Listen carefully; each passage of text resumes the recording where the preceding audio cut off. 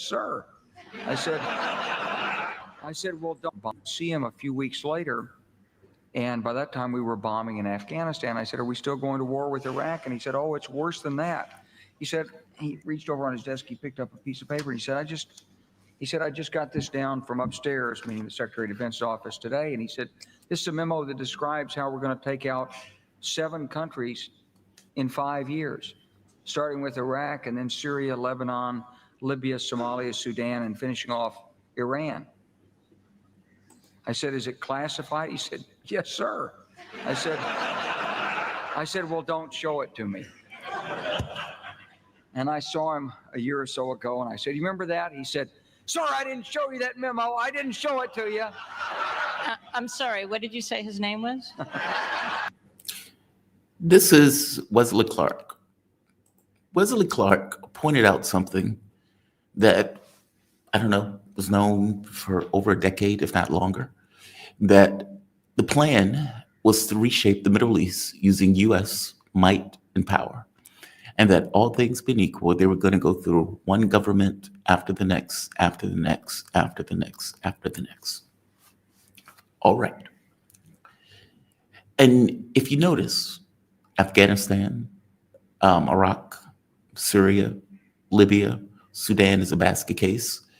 And the last one standing, as Wesley Clark pointed out, was Iran. Now, rational human being says that if all of these governments are being taken down, just like Wesley Clark said, and if you know that the United States has a vested interest, meaning it is a clear point of view to do exactly what Wesley Clark said, how on earth do you, as Iran, sit on your fingers or sit on your hands as A, your proxies get decapitated, and B, a government comes in full of Zionists, and you negotiate with that government as if the government is negotiating in good faith, and the guy you're negotiating with is Donald Trump, the one that murdered Soleimani, the one that's gone back on the deals with Palestine. And every signal in the world is telling you, you are going to be attacked. A genocidal regime that is backed by that same United States that has murdered hundreds of thousands of Palestinians, literally fangs dripping with blood. And you sit there as they signal over and over and over again that they're going to attack you, and the country that gives 80% of their military budget, that defends the starvation of human beings, that defends the burning alive of children, that is the government that you think is going to give you a fair exchange. They never were. As I told you on this channel over and over and over again, Lord knows I've told you for over a month now, for months even, that these negotiations are nonsense, that they were fake, that the entire point was to create a justification in order to attack Iran. I don't even have the chapter and verse knowledge of this as Brian Berletic, who goes and reading these policy documents. My analysis of this came as a rational response to what was being done, what was being said, meaning physical matter reality. So in the situation where you have the U.S. not being able to give a clear idea of what they're negotiating. A, they shouldn't even be negotiating with you in the first place, but there's that. But can't even give you a clear idea of what you should be negotiating, chooses a negotiating stance that is clearly breaching your red lines. And they choose a stance for the exact purpose of breaching your red lines in order to come up with a justification for an attack. Weapons of mass destruction in Iraq was already used. They used it again, weapons of mass destruction in Iran. And Iran sat there on their hands. Even when the situation came up for Operation, what is it, True Promise 1 and 2, the first True Promise wasn't a promise at all. All things being equal, it was pageantry. It was a show. It was pure theater, where they set up a bunch of drones in the sky, told the U.S. exactly where the drones were going to be, and the drones were shot down. That is not deterrence. That's not anything. That's not showing anything. Do you really think those bloodthirsty monsters that have just murder women and children, where 70% of the population says burning kids alive is perfectly okay, that they are going to care about your theater. They do not. True Promise 2, you fired it off, you hit the base, but again, you did everything in your power not to, quote unquote, escalate, despite the fact that you were the one that was continuously being attacked and maligned. And True Promise 3, that you kept saying, it's coming, it's coming, it's coming. I swear, if war was won just by jawboning, Iran would be top of the line. It never comes. And your credibility goes up in smoke with it. You are in these fake negotiations. You're believing a man who I have no idea why you would trust even to babysit your dog, let alone to be an honest actor in negotiations. And you allow him to log you into a sense of security where you are then attacked. Every signal in the world was saying that Israel was going to attack and the United States was going to allow it to happen. Again, there is a level of dereliction of duty from the standpoint of a country and its responsibility to protect its citizens that is breathtaking here. And yes, I am sympathetic to Iran on this, like nobody's business, because I feel for all of those people that just got killed. But this needs to be said. You need to know your opponent. Your enemy has been murdering people for 2 years, not other militaries, women and children. They have been murdering and starving women and children, with the United States government putting 80% of every bomb that's dropped, every bullet that's fired, every fire that is set. We have put 80% of that into it. We have gone against other countries in order to defend Israel's right to murder women and children.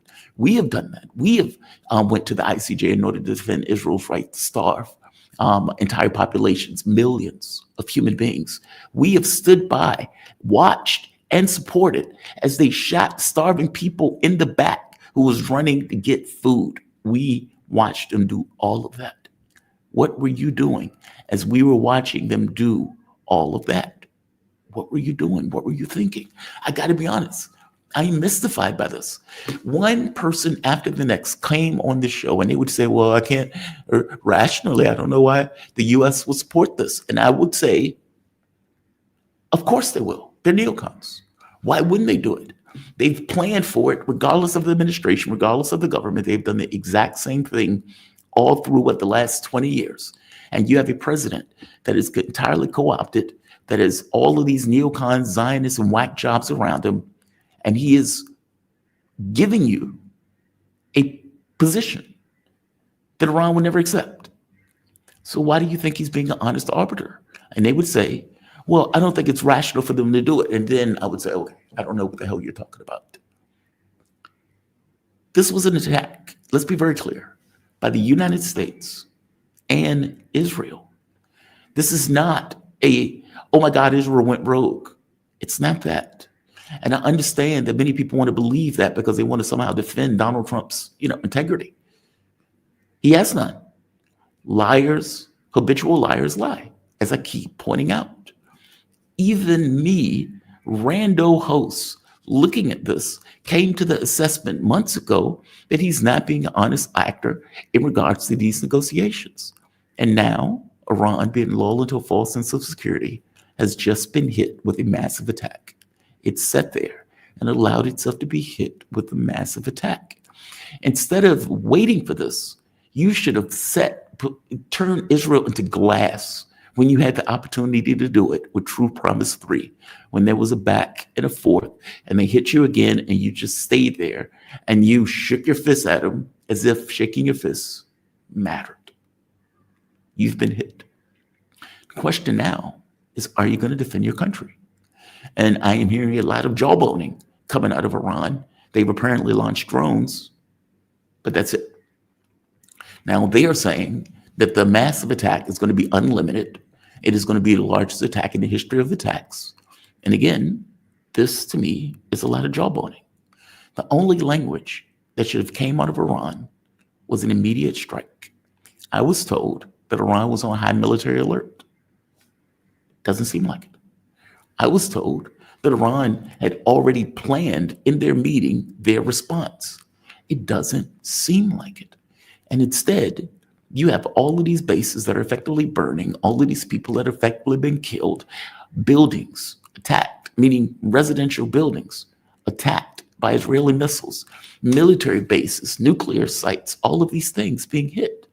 And where are we now? Where are we now? I'm going to show bits and pieces of this before my guest comes on. I have a really good selection of guests for today. Rubio immediately came out and said, we had nothing to do with this. We had nothing to do with this. Put out a presidential document. We knew nothing about this. We had nothing to do with this. And yet, it is impossible, completely and entirely impossible for Israel to strike Iran without the U.S. assistance and without the U.S. help. It is ludicrous for people to believe it. And yet, if you look on social media, there are actually some dingbats that actually believe that Israel did this, went rogue. A country who we pay 80% of every bomb that's dropped, every bullet that's fired, give it protection in the UN Security Council. And they honestly believe that Israel can give the US an ultimatum for one, and that B, Israel can go rogue for two. It's nonsense. This is Trump putting out a message before it took place, right here. We remain committed to diplomatic resolution to the Iran nuclear issue. My entire administration has been directed to negotiate with Iran. There could be a great country, but we must first completely give up hope of attaining a nuclear weapon. Thank you for your attention on this matter. Now, as I told you, the fact that they were being dishonest, even in the framing of the reason for the negotiations, should have given you a hint that the negotiations were dishonest. This is Trump immediately after the attacks. I gave Iran a chance after chance to make a deal. I told them in the strongest words, just do it. But no matter how hard they tried, no matter how close they got, they just couldn't get it done. I told them it would be much worse than anything they knew, anticipated, or were told, that the United States makes the best, the most lethal military equipment anywhere in the world by far, and that Israel has a lot of it. So it sounds like he is now acknowledging and co-signing it, right? Which completely repudiates anything that Marco Rubio was saying prior. Now, it doesn't necessarily take you that tweet to know that the U.S. was involved, but that tweet helps. Let's keep going. Mossad. Behind the scenes, Israel was concerned yesterday that Trump's remarks about a possible Israeli attack were awakening the Iranians. A message was sent to President Trump, and he tweeted this reassuring post at 12:09 a.m. We are still committed to a diplomatic solution. What they're referring to is this. They're referring to that. Those coordination between the U.S. and Israel behind the scenes. The refueling that was taking place was done by U.S. planes. The area to which those planes were launched were out of Iraqi space, effectively area controlled by the United States. We were intimately and directly involved in the attack. The drones that are being knocked out of the sky right now are being knocked out by U.S., Saudi, UAE, Jordanian planes. That's happening right now. Let's keep going. If you need more on that, Israel official to post, there was full and complete coordination with the Americans. No shit, Sherlock. No shit, Sherlock. So what we end up with, in case you needed more, because, some people who apparently are completely deluded by this and confused. Hey, Trace. Yeah, I just spoke to President Trump. One thing, the president was aware of Israel's action before it happened. There were no surprises here. Yeah, no doubt. The president was completely aware. The people who keep acting like Donald Trump is some kind of infant, just stop. Israel has been able to cause a hell of a lot of damage in this unprovoked attack, and that's what it is. It's an unprovoked attack. It's not a preemptive strike. It is unprovoked. Iran was never going to hit Israel. Israel was always planning to hit Iran using the U.S. as its backing. This is some of the damage that was taking place at Natanz nuclear facility. Let's see if we could blow this up. Smoke coming off of it. Direct hits. There's more to this I want to get into, by the way.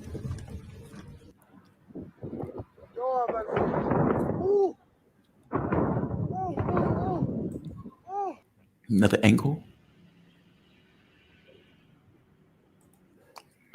Let's keep going. We also have buildings that have effectively been ravaged in these attacks. Oh, I see what I did. We also have buildings that have been completely ravaged in these attacks. As one example, let's go to this one, just so you can see how bad some of these attacks are. And let's be very clear, some of these were just on apartment complexes. Here is one.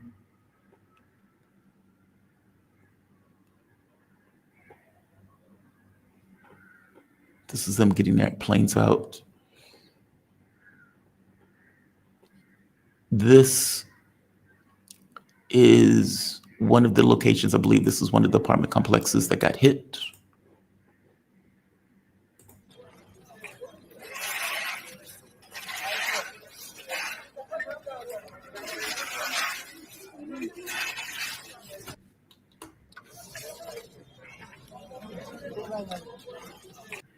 And just so we're very clear, it's not just that apartment complex, they hit several apartment complexes. In order to get a better view of that one, let's go to this image. I think this one probably gives the best view of it when it was initially hit earlier. And it was effectively engulfed in flames. 1 second. I pulled it down because there was a picture, there was something that came up that I want to talk about that is, if true, mind-blowing. Right here. ساعت الان 3:37 دقیقه ورودی Let's go to the next one. پایین. He's dead. He's dead. That was a general. That other one was a scientist. This is smoke taking place over Tehran. One of the other things that we need to be aware of, the question that I think people are going to ask is what happened to Iranian air defense? So if they would have launched True Promise 3 during the first skirmish and they would have eviscerated Israel, that wouldn't have happened. The reason that was able to happen is because for all intents and purposes, Mossad had infiltrated Israel, had put in air defense, drones, electronic warfare in Israel itself. I'm sorry, in Iran itself. So when they were launching their attacks, drones, electronic air defense, and everything else in Iran that Israel had placed in Iran went off, which incapacitated Iran's ability to effectively use air defense and respond to the attacks. There was that. So you gave them time to prep an attack against you. You knew they were prepping an attack against you. It was a hungry wolf that had no issue with murdering scores of other Muslims. And you waited and waited and waited. And as I keep pointing out, patience, or for that matter, practicality, it's not accepted as good sense. It's accepted as weakness, whether that's in Russia or whether that's here. And so you effectively gave them time to plan and launch an attack that was always coming. The negotiations were always fake, and negotiations were only there to give them time to get prepared to attack you. No, I don't mean to be hitting Iran like this, but I'm annoyed. I'm deeply annoyed. Because when you spend 2 months pointing out something that is entirely obvious, and then it comes to pass, and everything that you said ended up being correct, that doesn't necessarily make you feel good. It makes you angry. There's more. Several people have been killed in Iran, many of which were nuclear scientists, some of which were heads in the IGC. So let's go to this one. This is a list of the people that we know of up to this point that have been killed. Our GC Chief of Staff, Hossein Salami, our GC General, Ghulam Rashid, 4 nuclear scientists or 3 nuclear scientists. These are all the locations in Tehran or in Iran that were attacked. These were in Tehran proper. These were other locations, Nance or Natanz nuclear site, Parchance nuclear facilities, military bases in Tehran and Qom province, Hamadan, Parichin, Qasar, Shirin, Tabriz,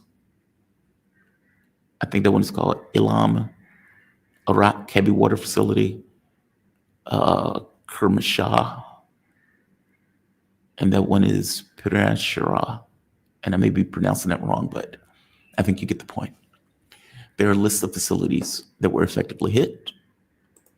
There were a list of people that were killed, some of which being high-ranking officers, others being nuclear scientists. And of course, you have civilians that were killed because many of those attacks were taking place in residential areas. To make this even worse, to add insult to injury, it was in policy documents for the U.S. to do what the U.S. did. Right here. Which path to Persia? We bring this up all the time. Brian Berletic brings it up all the time. Right here in policy docs. And in the policy doc, it points out this. The United States would encourage and perhaps even assist the Israelis in conducting the strikes themselves in expectation, both international criticism, in expectation that basically push back international criticism and Iran's retaliation will be deflected away from the United States and onto Israel. The thought being, if the U.S. can create plausible deniability, then we can say, well, we had nothing to do with that. We had nothing to do with that. Our hands are completely off of it. But of course, plausible deniability goes out the window when it is impossible for them to carry out the attack without your assistance. All of those military bases and military families that Donald Trump and the people were evacuating, why do you think they were evacuating them? Did you think it was purely for show? I don't understand. Did Iran really honestly believe that this was a bluff? And if so, why? Why did you think this was a bluff?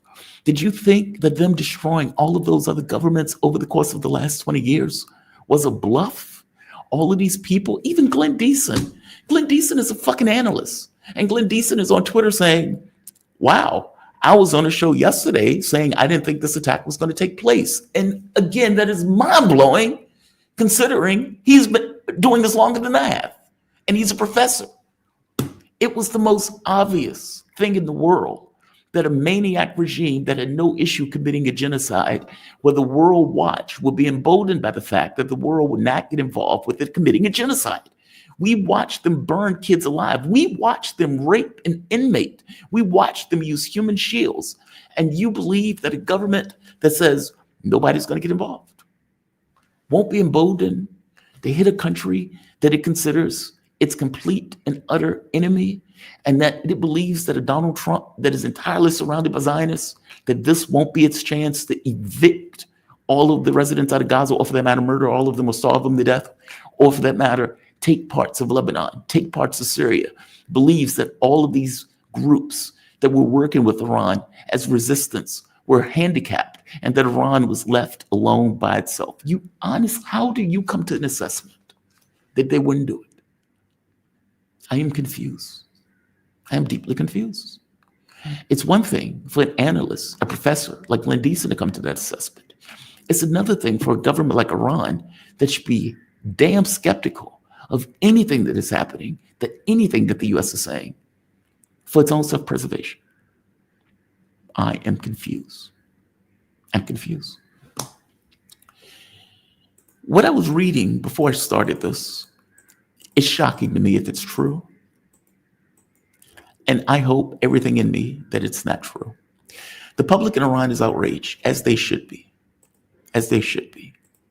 They're holding Iranian flags. They're being very patriotic. God bless them for doing so. Part of that anger is at their government, because I would be damn mad at my government if that happened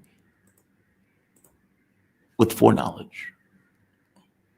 They're supporting the government. Good for them. Iran raised the flag of, or the red flag of vengeance, I suppose. Again, very patriotic. This doesn't matter. It doesn't matter. It doesn't matter. I don't even know why you do it. It doesn't matter. I don't care about your traditions. It doesn't matter. You're dealing with a bloodthirsty enemy that is perfectly content with murdering every woman, child, dog, cat, rat, any and everything in Iran. And you are raising a flag of pageantry. It is time for you to defend your country. And as I kept pointing out over the course of the last several months, you're in a position where you need to take your respect at the barrel of a gun. No, you didn't ask for this war. Yes, you did everything to avoid this war. Yes, you did all of the negotiations, did all of the pageantry and theater necessary in order to show the world community that it is not something that you wanted. But here's the thing.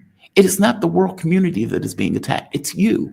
And every bit as much as Russia took responsibility in its own hands to defend Russian territory, it was your responsibility to defend yours. You should have turned that little colony of fascists to glass when you had the chance. And now, just like Russia, after it waited for Ukraine to build up the largest military in Europe, for it to instantiate, meaning those Nazis to instantiate themselves in Ukraine, Russia ended up having to go into a special military operation where it was unclear on what they could do in that operation. And now you have been viciously attacked internally and externally, with the US, Europe backing Israel in the process of that attack. You're on the back foot. I understand the pageantry. This may have a cultural significance. I get that. I don't care. What matters is that you defend your country. You destroy your enemies. That is the only thing that matters at this point. Otherwise, in the same way that Syria, Libya, Iraq, Afghanistan, all of those countries bit the dust, they are trying to do the exact same thing to you. Now, Iran is saying that there is a withering attack that is planned. Okay, we'll see what happens. One of the things that recently came out by Dugan, and I don't know if Dugan is being straight with us. I would ask Mark about it. But Dugan is saying this. This is mind-blowing to me, if it's true. Quote, Iran is very far behind the new geopolitical reality. We basically offered them a close military alliance, but certain forces in Tehran hoped for an agreement with the West. There was also the idea of creating a Russia-Iranian union state. No one in Tehran took it seriously, the Russian philosopher wrote on his Telegram channel. Earlier in the year, Russia and Iran signed a comprehensive strategic partnership agreement. Unlike the treaty signed between Russia and North Korea last year, the Russia-Iran agreement did not include a provision for collective security. If that is true, that is a breathtaking malfeasance of state. I hope that's not true. I hope Dugan is getting that wrong. I deeply, deeply hope Dugan has gotten that wrong. If the Russians offered you a security partnership, you should have taken it. You are surrounded by your enemies, full stop.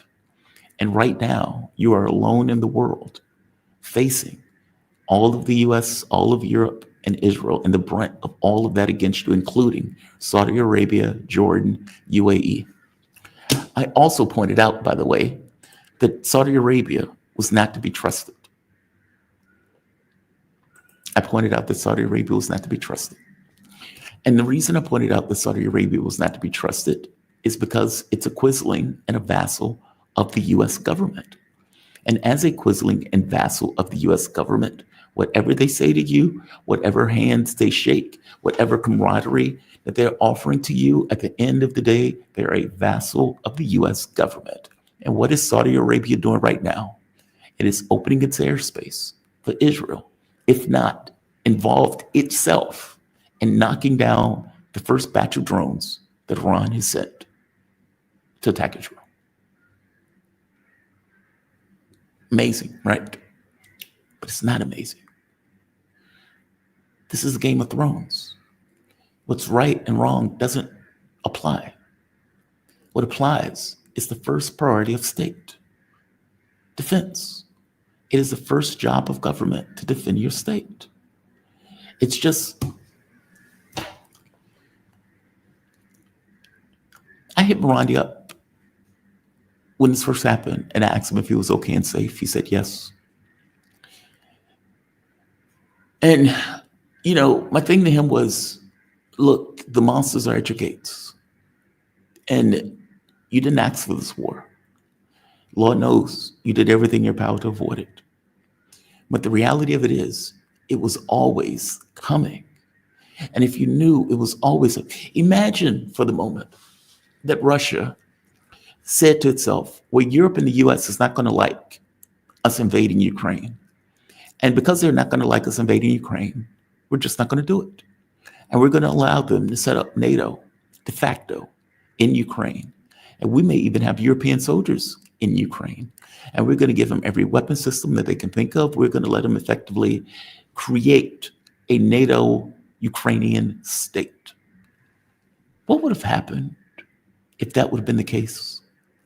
And do you think it would have gotten to a point where either provoked or otherwise that they would have at some point attacked Russia? And where would they have attacked Russia? Meaning they would have been in Russian territory from the beginning of that attack, right off the bat. How many people would they have killed? How many things would they have hit before Russia would have been able to respond to that attack? Is it a worst case scenario? Is that a worst case scenario? Or is it better that Russia did what it did? The condemnation of the world didn't matter in comparison to protecting your state. That's all I'm saying. Right now, Iran is apparently preparing a response. They're saying this response is going to be withering. They're saying that there are no limits to this response. And as we speak, Donald Trump is out there effectively saying Iran should come back to the negotiating table.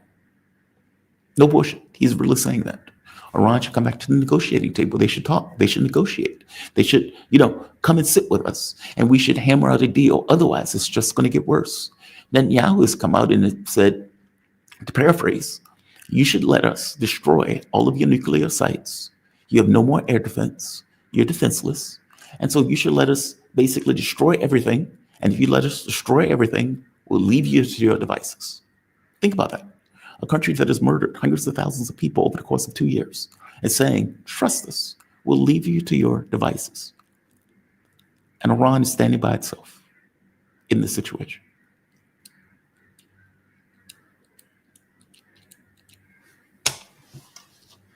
I'm frustrated. I'm sorry. As I told you yesterday, I thought Sarah was right in the very specific sense that if you don't follow through with a threat, nobody believes you. And when you're dealing with psychopaths, sociopaths, murderers, killers, baby killers, childhood burners, rapists, people who use rando people for human shields, when you're dealing with people like that, they don't care about your theatrics. They have a very specific objective that they want to accomplish. They want their greater Israel. You're standing in the way of their greater Israel. And I hate to tell these other quizzling governments of the West, whether it be Egypt, Saudi Arabia, whether it be Pakistan, you're next. You are next. Do you honestly believe they would stop at Iran? They will not. Greater Israel goes into Saudi Arabia. Greater Israel goes into Egypt.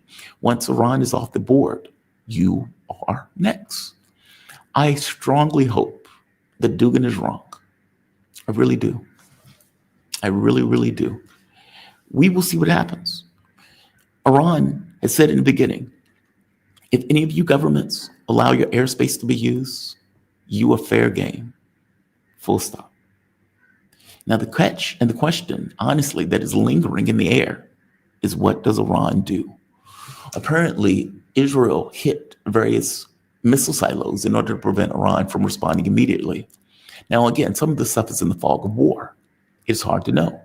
It seems the drone thing is true. It seems that Mossad did set up drones. It seems that the negotiations did give time for Israel to plan this attack out in regards to how they were going to hit them and prevent them from responding, or for that matter, prevent them from defending themselves in regards to air cover over Tehran and some of these other sites.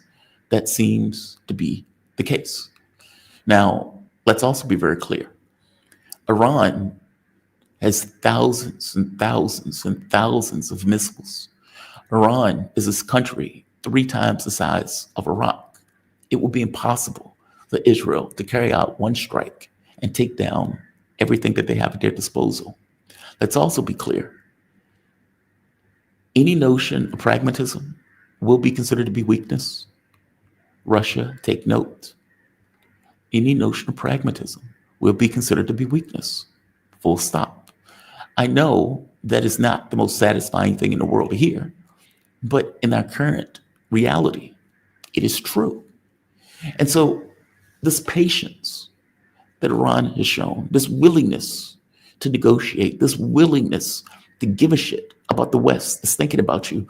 Do you know that right now, the IAEA came out and said, we encourage restraint and we call for both sides to basically de-escalate. Israel just carried out a massive strike, killing women, children, Iranian leaders, Iranian scientists. And the best that the IAEA could come up with is we encourage restraint. So when Iran put out, it said this is a captured organization that is working to the interests of the West and is directly responsible for getting our nuclear scientists killed. They were right. They were right. They were completely right. And of course, the US, we will defend Israel to the hilt because again, they were already involved. The US gets its war against Israel, against Iran. It got what it wanted. It wanted to get rid of Iran anyway. It's going to use Israel to do it. It's a top dog, and it's going to give them any and everything that they need to do so. Every bullet, bomb, everything that they effectively used, they got from the United States. They couldn't do it on their own. So this is where we are.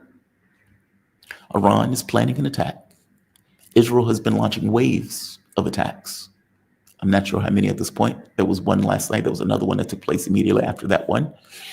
And there are, I would imagine, more coming behind it, especially if Iran's response isn't withering. Will they shut down the Strait of Hormuz?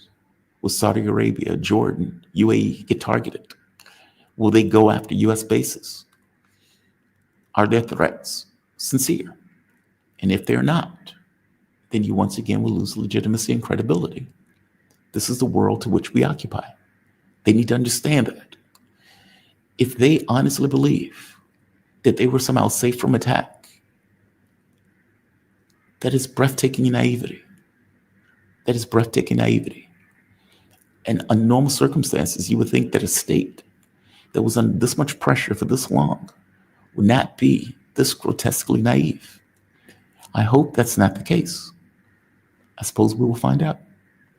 I suppose we'll find out. Who's here? Who's here? Iran needs to get off his butt, or I have no more fucks to give. Cat, yes. That's what I feel now. That's what I feel. Mr. Riffley, I think that Iran thinks that if it just wait around, Israel will suffocate under its own weight. And I think they may be right. Why do you think that? Why do you think that? They have been murdering people for 2 years. They've had a very vested interest in going after Iran. They got the exact president that they wanted that is surrounded by neocons and lunatics and whack jobs. Why do you think that they were going to suffocate under their own weight? And right now, in negotiations, that even I notice were BS, they seem to take as being legit. I don't get that. I honestly don't get it. I just don't get it. Flying bore. The problem is that the Iranian president is weak and needs to be impeached. Yes, but it's not. The Ayatollah is head of that country. Full stop. The president may want to negotiate. The president is not the supreme leader. They even call him supreme leader. Issues of military affairs and everything else is at the top. It is his responsibility, nobody else's. I feel you, but that's not like the US system. They have a king for all intents and purposes, a religious monarch. That religious monarch sets military policy. If he would have said no negotiations, there would have been no negotiations. If he would have said turned Israel to glass. They would have turned Israel to glass. And the reason why I keep pointing that out is because during the first exchange that they had, this would have been impossible. You had air defense in that first exchange. They wouldn't have been able to get into Iran and activate these cells or whatever the hell they use in order to neutralize your own ability to fight back in regards to air defense and everything else. That wouldn't have been possible because you would have been in the throes of the attack right off the bat before they would have been able to come up with the defense in order to stop your attack. You showed that your missiles were capable of penetrating Israel's air defense. You were able to demonstrate it. You should have kept demonstrating it and kept demonstrating it and kept demonstrating it. Instead, Hezbollah taken off the board, Syria taken off the board. The Houthis are still firing shots, but you left them alone to do that. And now you're by yourself, with the exception of the Houthis firing random rockets. And I'm not taking anything away from Ansar Allah. They're doing God's work. I'm just trying to make the point that your best chance was when you had all of your support around you. And instead, you wanted to negotiate with an actor that in no way you could trust. And yet, you went into those negotiations as if you could trust Donald Trump. That is amazing. That is amazing. Nationwide protests on Saturday will be supercharged. Everyone will be out on the streets to join the protests, support the right to protest. Okay. They're protesting immigration, they're not protesting war. They're not protesting war, they're protesting immigration. Just saying. Flambeau, Iranian president needs to go. Mossad, I think you're saying Pezeshkian. Iran is fake paper tiger, all talk, no action. Well, if waging war was done through talking, this fight will be over by now. The man's right, Shia.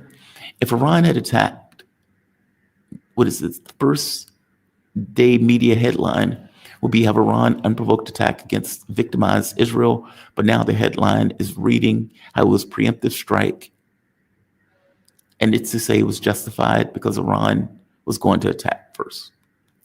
Yes, I'm saying it doesn't matter what the headline said. Look, you need to understand my point.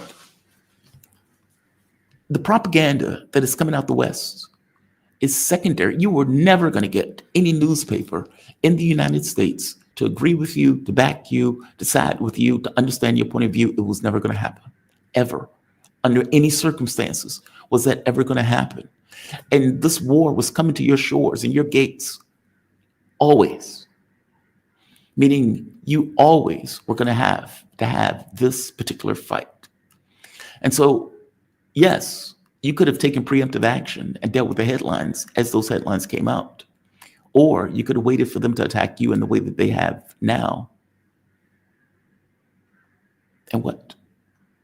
Still deal with the same headlines that's going to trash you for trying to get a nuke, as they would call it, and for preemptive strikes. I'm saying you were stuck with that animal any way you look at it. And so, yeah, my take is that the larger responsibility was to defend your country. That was the larger goal. That was the larger responsibility. Checking O'Brien, see if he's still coming. Yeah. Western media is never going to be honest. They're just not. And so if you are depending upon the Western media to be honest, it's a fool's errand. And don't misunderstand me. I get why pragmatism would want to play out. No country, no rational country wants to embroil itself into a war. They don't. At least not in the normal circumstances. But the problem is, in this case, you're not dealing with a country that's quote unquote rational. You're dealing with a bloodthirsty animal that is looking to get everything that it can and believes that this is his opportunity to do so. Meaning wars will always come into your shores. They were always going to be monsters at your gates. And whether you dealt with those monsters then, when the first skirmish took place, and you were geared up to strike back, or whether you're dealing with it now, you're now dealing with it from a weaker position, as opposed to dealing with it the first time. I hope you get my point. It's not that I think they're paper tiger. I think they just wanted to avoid war. Let's see, what's the next one? I think Iran wanted them to strike first.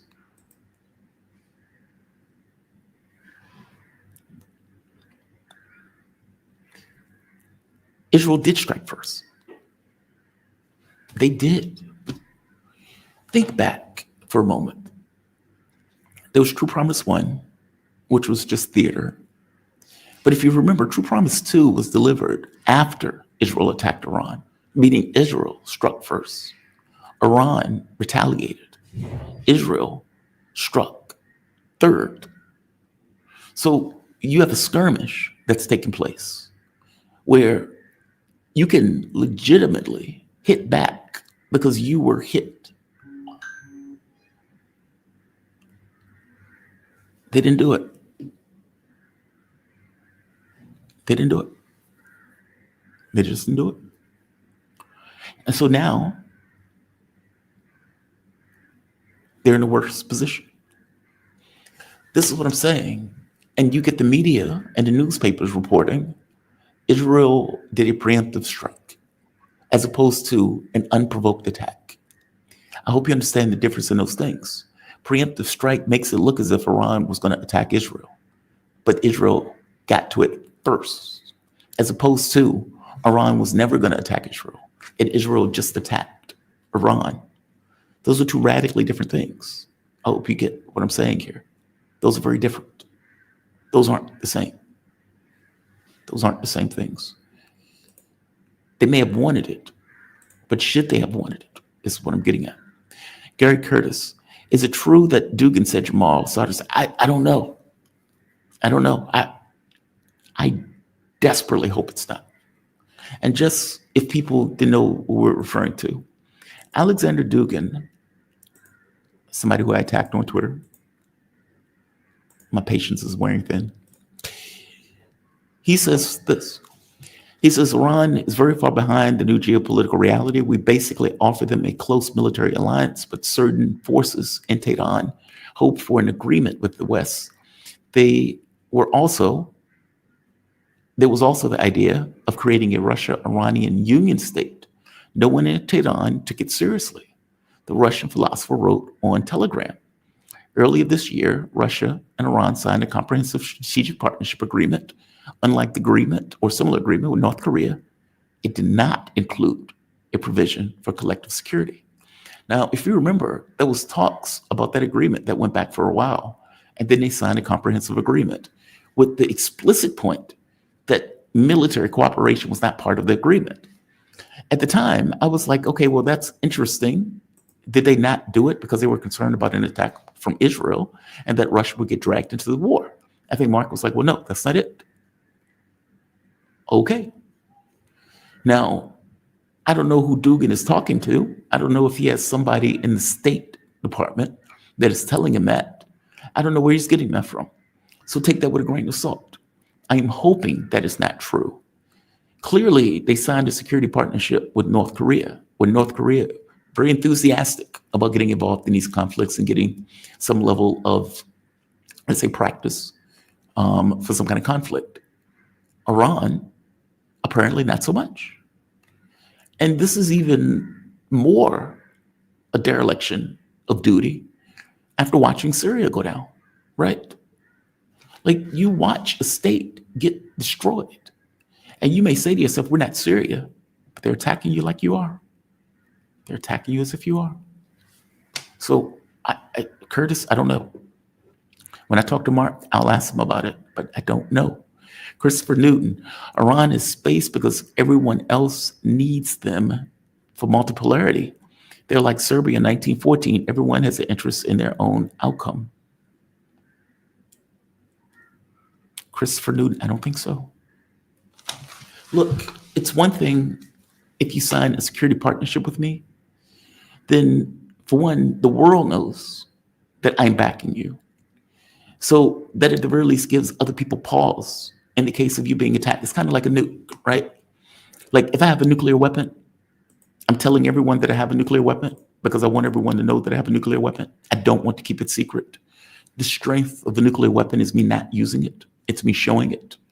Hey, F around and find out. Look at what we have.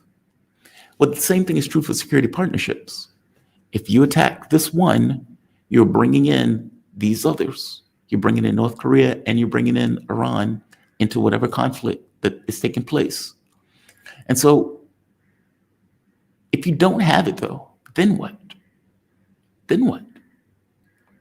Like you could say Russia has a vested interest in the security of Iran, but Russia's already in a war.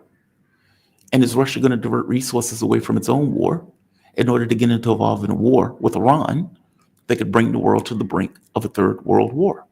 Because at that point you have two nuclear powers, one backing Iran, the other one backing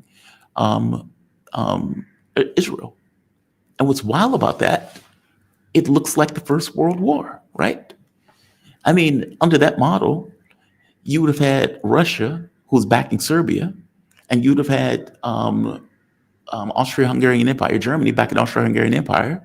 Both of these guys raising their militaries, and both of these guys going at it with the difference of nukes. It's just amazing. Yeah, you're absolutely right. But I don't know if that's going to translate into them getting involved militarily. I don't know. Edie, thank you, Edie. I appreciate it. Leave a comment. I like comments. Dugan is 100% right. Dr. Gilbert Doctoro mentioned this as a fact. What is it, a few months ago? Are you serious? That is amazing. I don't know what their governments are thinking. I honest to God don't. I just don't. I don't get it. Like, for one, it was clear they were going to attack you at some point. So there's that. Two, you're dealing with Donald Trump as if he's a trustworthy actor when he immediately staked out a position that was clear and obviously beyond the scope of what you were willing or ever going to be willing to accept. Three, he was calling you a terrorist, saying you were supporting terrorists, saying you were trying to get a nuke, which means the very premise of the argument that he was using was fake and false.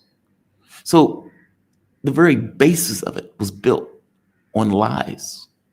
All of it was built on lies. So there's that. I hope you get my point. All the way through this process, you're dealing with A, somebody who murdered Soleimani, B, was deeply untrustworthy, C, was giving you a deal that was never a deal because he was staking out a position that you were never going to accept. D, policy papers that point out doing just this. Hey, let's support Israel in its attack on Iran. Let's pretend we don't have a hand in it, even though our hands are completely in it. When Joe Biden was out there screaming that he was doing everything in his power to stop the war, did you believe him? And if a U.S. president will lie there brazenly and openly to his own population, do you believe Donald Trump is going to do anything different, especially considering the people who are in the room with him and the people who are surrounding him? It's almost as if they took this peace president thing to the bank and the check bounce. It's astonishing. It's astonishing. Michael, I will verify that with Mark, but that is disturbing. Sad, Sarah was correct. Wandy, Sarah was correct. And you know what? She sent me a text message saying, I told you so. Now, again, Iran is saying it's going to respond. Let's see what the response is. See what the response is. But for all intents and purposes, they've allowed, and I'm putting in quotes, themselves to be hit, as opposed to taking the opportunity to wiping Israel off the face of the globe when they had the chance to do so earlier. They didn't do so earlier. So now all of these parts got hit. And look, maybe I'm wrong. Maybe they look at it as we will absorb the first strike and we will finish it. Maybe they are looking at it in those terms. That's not the way I think. As an American, that's just not the way I think. But maybe that's the way they're thinking about it. We will absorb the first hit. We will be the moral arbiters in this. We are not going to be the ones who strike first. Maybe. Maybe. I suppose we'll see in a few hours. See in a few hours. Mr. Ripley, Israel's losing the war of public opinion. That doesn't matter. I'm sorry, that doesn't matter. And that's more important. It behooves Iran to continue to be restrained. Mr. Ripley, I don't know what you're looking at, nor do I know what world you're living in. Why do you think public opinion matters? Why? So their IRGC leaders get killed. The nuclear scientists get murdered. Infrastructure all throughout the country gets attacked, and then, if not destroyed, deeply damaged. They murder women and children in regards to civilian areas. And your response is just stay calm. Mr. Ripley, I think you're taking that point of view because it's not you. Like, it's easy for somebody who's not a party to it to say, hey, I think you people need to stay calm. It's a different animal when it's your people getting slaughtered and murdered. And when it's your country that's just been hit by a terrorist, fascist, hateful group of thugs that are effectively a bunch of squatters that have decided to now create their greater Israel using the help of a president of the United States to do so. Restraint is the problem, not the solution. This idea of them being pragmatic has only been taken for weakness. If they would have instilled deterrence, would this have happened? Yea or nay? Meaning, if they would have shown, we will erase you off the face of the earth on a Tuesday and get a cappuccino after and sleep like babies, would this be happening? Will all of these people be dead? Will all of those buildings have been hit? Yea or nay? It took time for them to plan this. And the pragmatism that you're talking about gave them the time to plan this. This attack is a direct result of them waiting patiently as their enemies lined up against them, as their friends and allies were killed and destroyed and taken off the map. I'm saying that pragmatism is not but to their best interests. I'm saying pragmatism on some level has been the problem with Russia and with Iran. This is a new geopolitical reality. It's not about looking good. That's what I'm trying to get across to you. Do you think Russia really gives a shit about what Europe or the United States thinks about them in the context of defending their territory and their property and their homeland? Do you honestly think that? Why do you think that? Why do you think that they should care about a Western media that is going to be deceptive and dishonest in any portrayal of events? Do you realize what Western media is saying now? They are still trying to pretend as if Donald Trump knew nothing about it, that Iran that Israel went rogue, did this on their own, and that the U.S. was just standing there, oh, golly gee, we didn't like them to do that, but what can you do? But we will help them if they get attacked. Western media is a propaganda outlet that serves the interests of power. And if you don't realize that, you will continuously put yourself at a disadvantage trying to get the approval of people that will never approve of you. I'm saying you should not give one shit iota about what Western media thinks about you and your defense of your country and your homeland. The only people that are going to back you are you. And if indeed they were offered a security partnership and didn't take it, more fool them. More fool them. Pragmatism. No, it's not the point. Apparently, Bibi fled. Yes, he went to Greece. The rats fleeing the ship. He went to Greece. So he understood that most likely what was coming was going to be a withering attack, and he got out of Dodge. So he initiated an attack and then fled to get out the way so he will be okay and be safe. Ain't that some shit? That's exactly what he did. Q synergy. The nuclear talks between the United States and Iran was a ploy to keep Iran from preparing for war, yes, while Israel was planning to prepare to attack. It reminds me of what the West did to Russia. Yes, yes, yes, yes.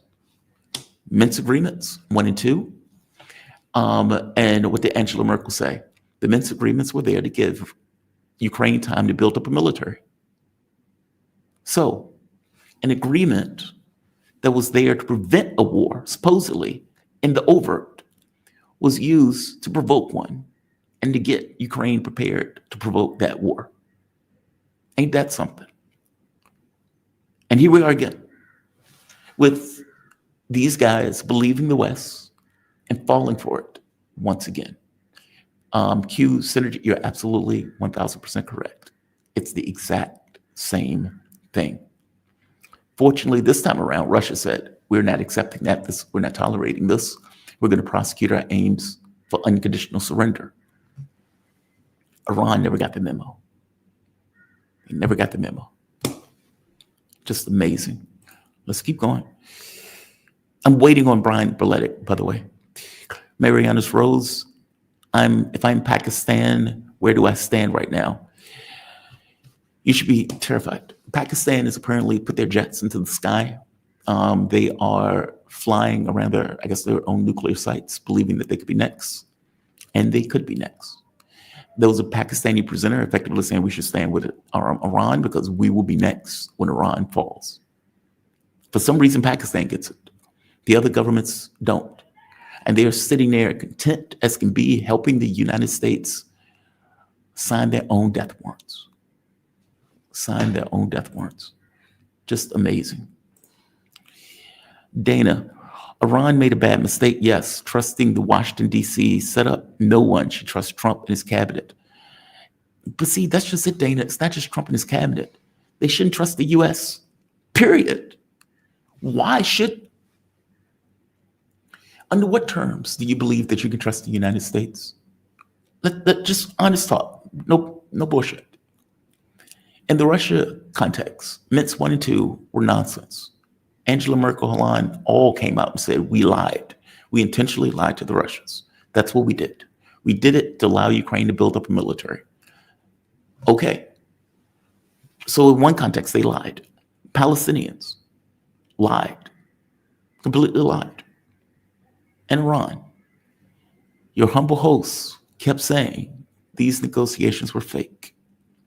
And lo and behold, as obvious as the day is long, the negotiations were fake. And yet, hope springs eternal.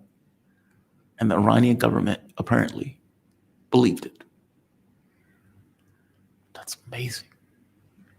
It's just amazing. What is this? Das Inrin became a YouTube member. Well, welcome to the family, man. Flying Boar. The problem in Iran are the pro-Western liberals. That may be the case, but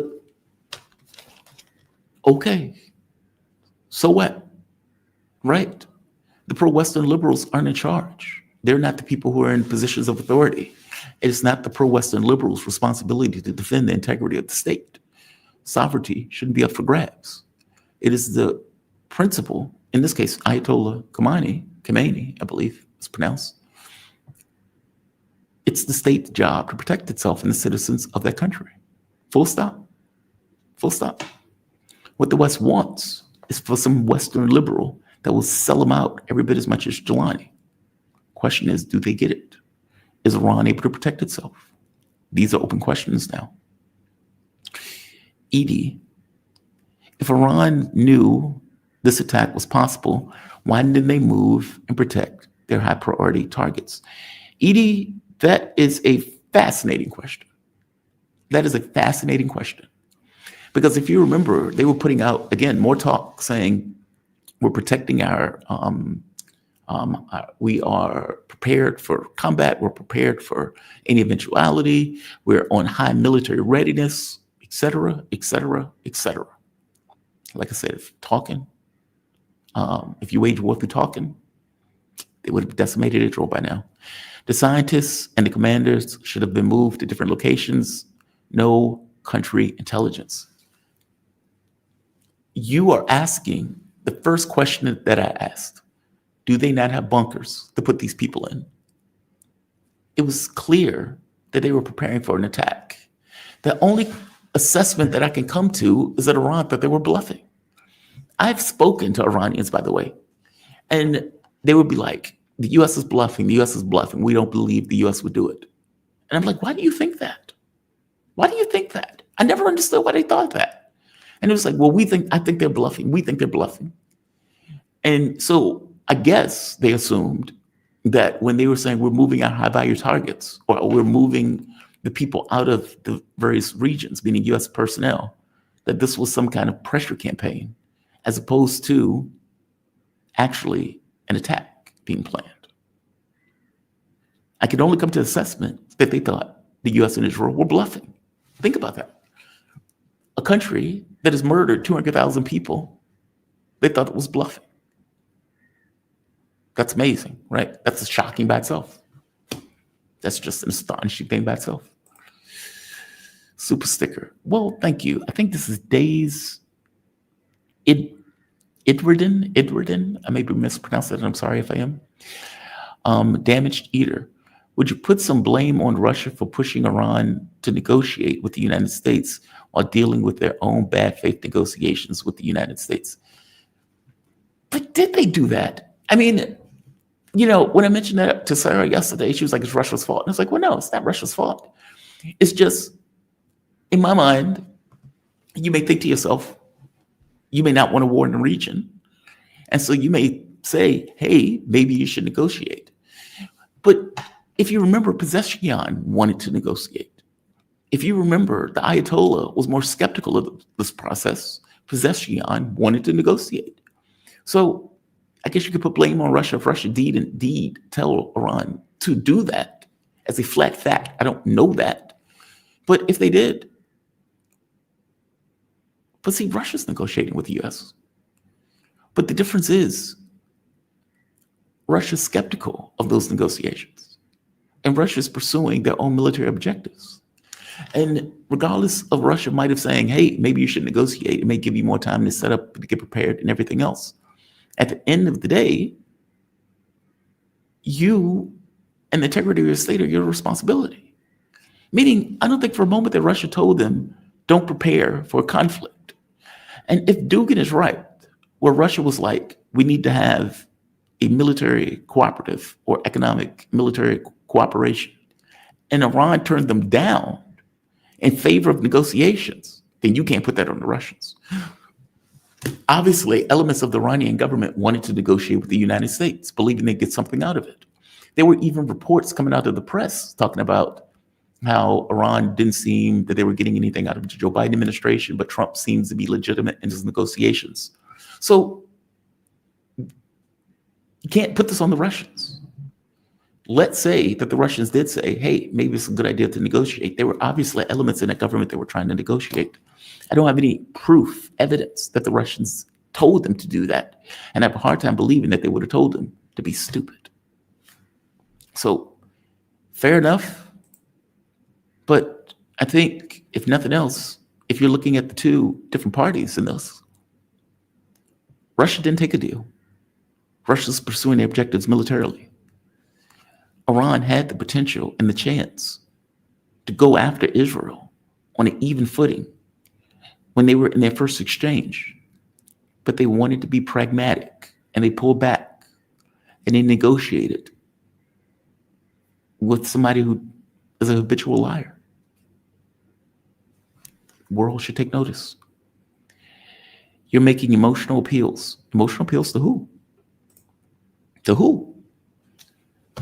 Mr. Riffley,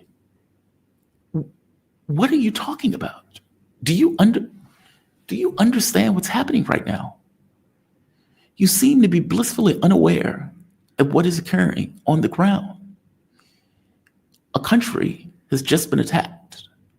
Its leaders have just been murdered. Its scientists have just been killed. Its citizens, women and children, have just been slaughtered.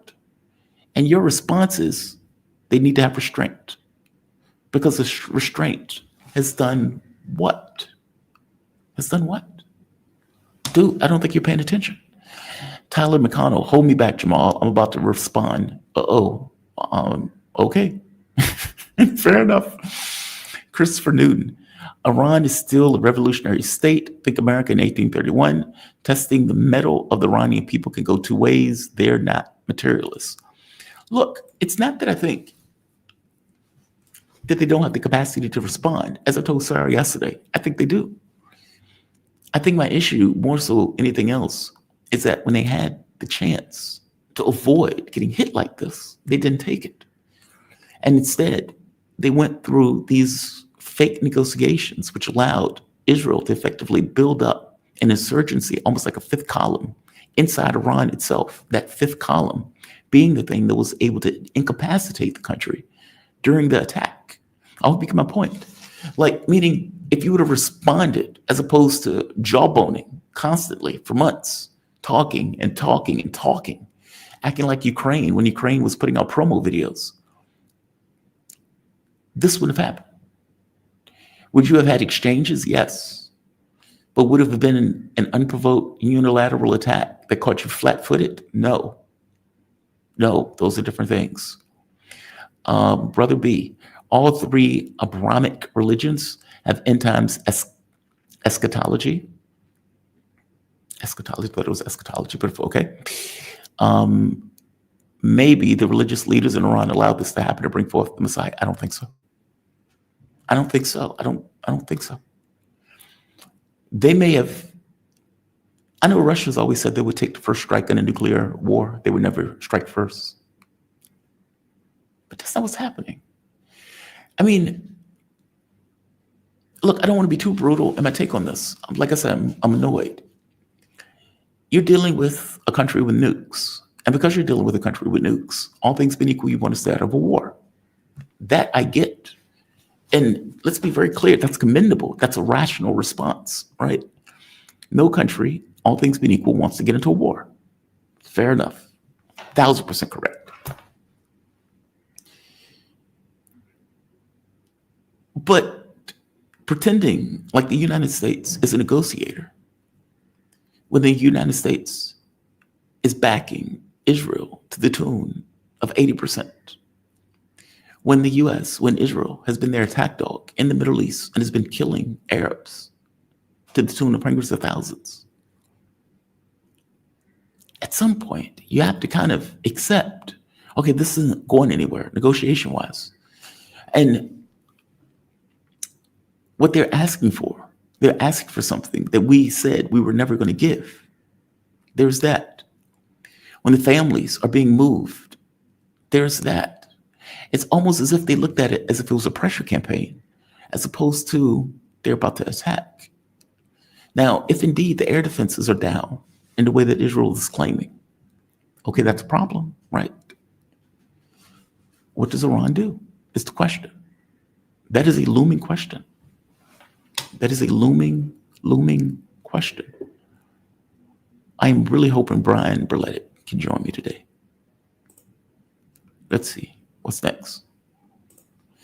Ozzy, our immediate response to 9/11 was correct. Attacking the wrong party? No. I mean, how can you compare this to 9/11? A group flies airplanes into buildings in the United States. George Bush turns around and attacks Iraq, a country that had nothing to do with 9/11. How is that correct? The US and Israel have wanted to destroy Iran for decades, coming up with a cockamamie excuse that there were weapons of mass destruction in Iran, just like they came up with the nonsense excuse that there were weapons of mass destruction in Iraq. Iran engages in negotiations that are fake, that are obviously fake, and get caught flat-footed. They are attacked by Israel that believes it can murder and kill Arabs with impunity, or let's say people in general with impunity, because Iran is not Arabs. I'll begin my point. The notion a country that has murdered 200,000 people, that has gone through Syria, Lebanon, West Bank, Gaza, and is now moving to your country to do the same to you. And your response in this seems to be, well, you should just be restrained. Okay, if that's your response, I don't know why you think that it's done all that well for you. You sound like these people who say that Russia shouldn't have invaded. Personally, I think Russia should have invaded. I think they were correct in doing so. You have an organization that doesn't respect your right to sovereignty in the least, and that full well believes that he can keep pushing and pushing and pushing to put you in this Hobson choice where you either allow yourself to get damaged or you respond. Neither of these situations are great. The response, however, is at the very least better than being caught flat-footed and fighting on your own territory. As it stands, Israel believes it can attack any country with impunity. And in the same way that it has murdered all of these people in Gaza, West Bank, Syria, Lebanon, it has now decided that it can do the exact same thing to Iran. I think you are out of your mind if you think that Iran's response should be to just let it play out. I think you're out of your mind. Deterrence would have been a far better option. Deterrence might have even prevented this from taking place. Whereas now, the enemy is at the gates. My point that I'm trying to make is that the enemy was always going to be at your gates. They were always going to launch this war. They were always going to attack your population. They were doing it with impunity for the last 2 years. How often? Meaning, if you were able to kill and maim with the entire world watching and no one gets involved, and not just not get involved to the negative, they get involved to the positive, meaning they give you weapons to murder Palestinians. They give you money to murder Palestinians. They give you political support to murder Palestinians. They do all of this stuff for you as they watch you kill, rape, and maim. And now they're looking at you. And for whatever reason, some of you have this assessment that the response to Iran should be to let it play out. That is not my mindset. My mindset is if you would have gotten involved earlier and stronger, maybe you wouldn't have your city smoking and babies lying out on the concrete, dying and breathing their last breath. Would you like me to show you those videos of babies lying on the concrete dying? I could do that. YouTube will probably shut my channel down, but they're there, they're out there. So spare me this idea of what Iran should just chill out. Spare me. You talked to the wrong person on this. Doc, I think that is TJ04. Thank you, Doc TJ04. And no, it is a radical difference between 9/11 and us attacking the wrong people and Iran responding to the right people who just attacked them. What the fuck is wrong with you? Russia has just stated they will join Iran. Have they? Areas for fries. I need to see that. I need to see it. I need a link for that. Mariana Ross. Does this push Pakistan into the role that the world thought Iran was moving towards, that being the last defense against Israel regional hegemony? So, I mean, that's just it. Iran has done a lot of talking. They said that if we're attacked, we're going to get a nuke. Okay. I think they should have had that nuke anyway, since the attack was always going to happen. They said that they're going to shut down the oil fields. Okay, let's see it. They said that they were going to shut down the Strait of Hormuz. Okay, let's see it. They said they were going to wipe Israel off the face of the earth. Okay, let's see it. Meaning, it's one thing to say it, it's another thing to do it. So I don't know. To me, this is a question mark. Iran is a religious state. Religious people can't think and don't know how to think. That's not true. That's not true. That's not true. I don't buy that. Iran and Putin need to watch the best episode of of Deep Space Nine.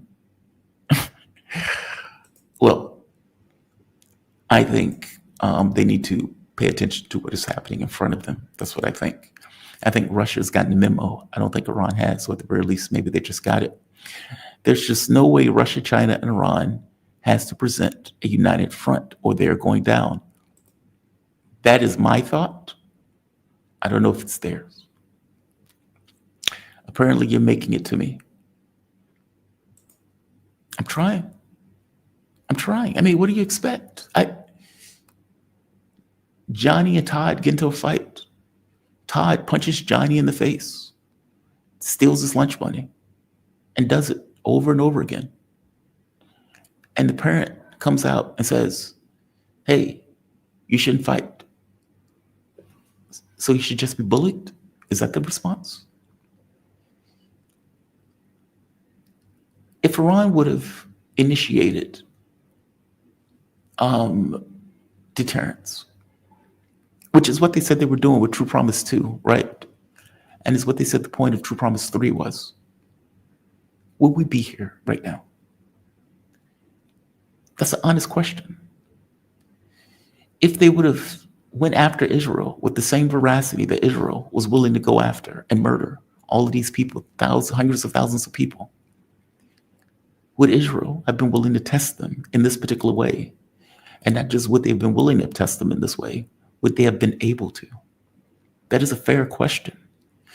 I get that people don't like war. I am not a fan of war. I am also not a fan of people being bullied. Lord knows I'm not a fan of Iran being attacked in this way, with all of these people dying and with all of these scientists, soldiers, etc., being killed. That is not a better outcome than them responding forcefully in order to try to instill some level of deterrence. I hope you get my point.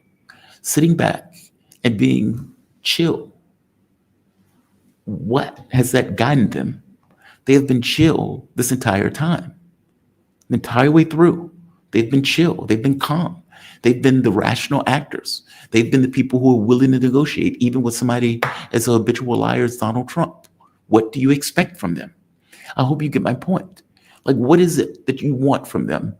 This patience of Jesus and Job? This is not the world to which we are operating in. We are operating in a world where one country believes that it can operate with impunity and kill whoever it wants, and believes that there are disposable people around the globe.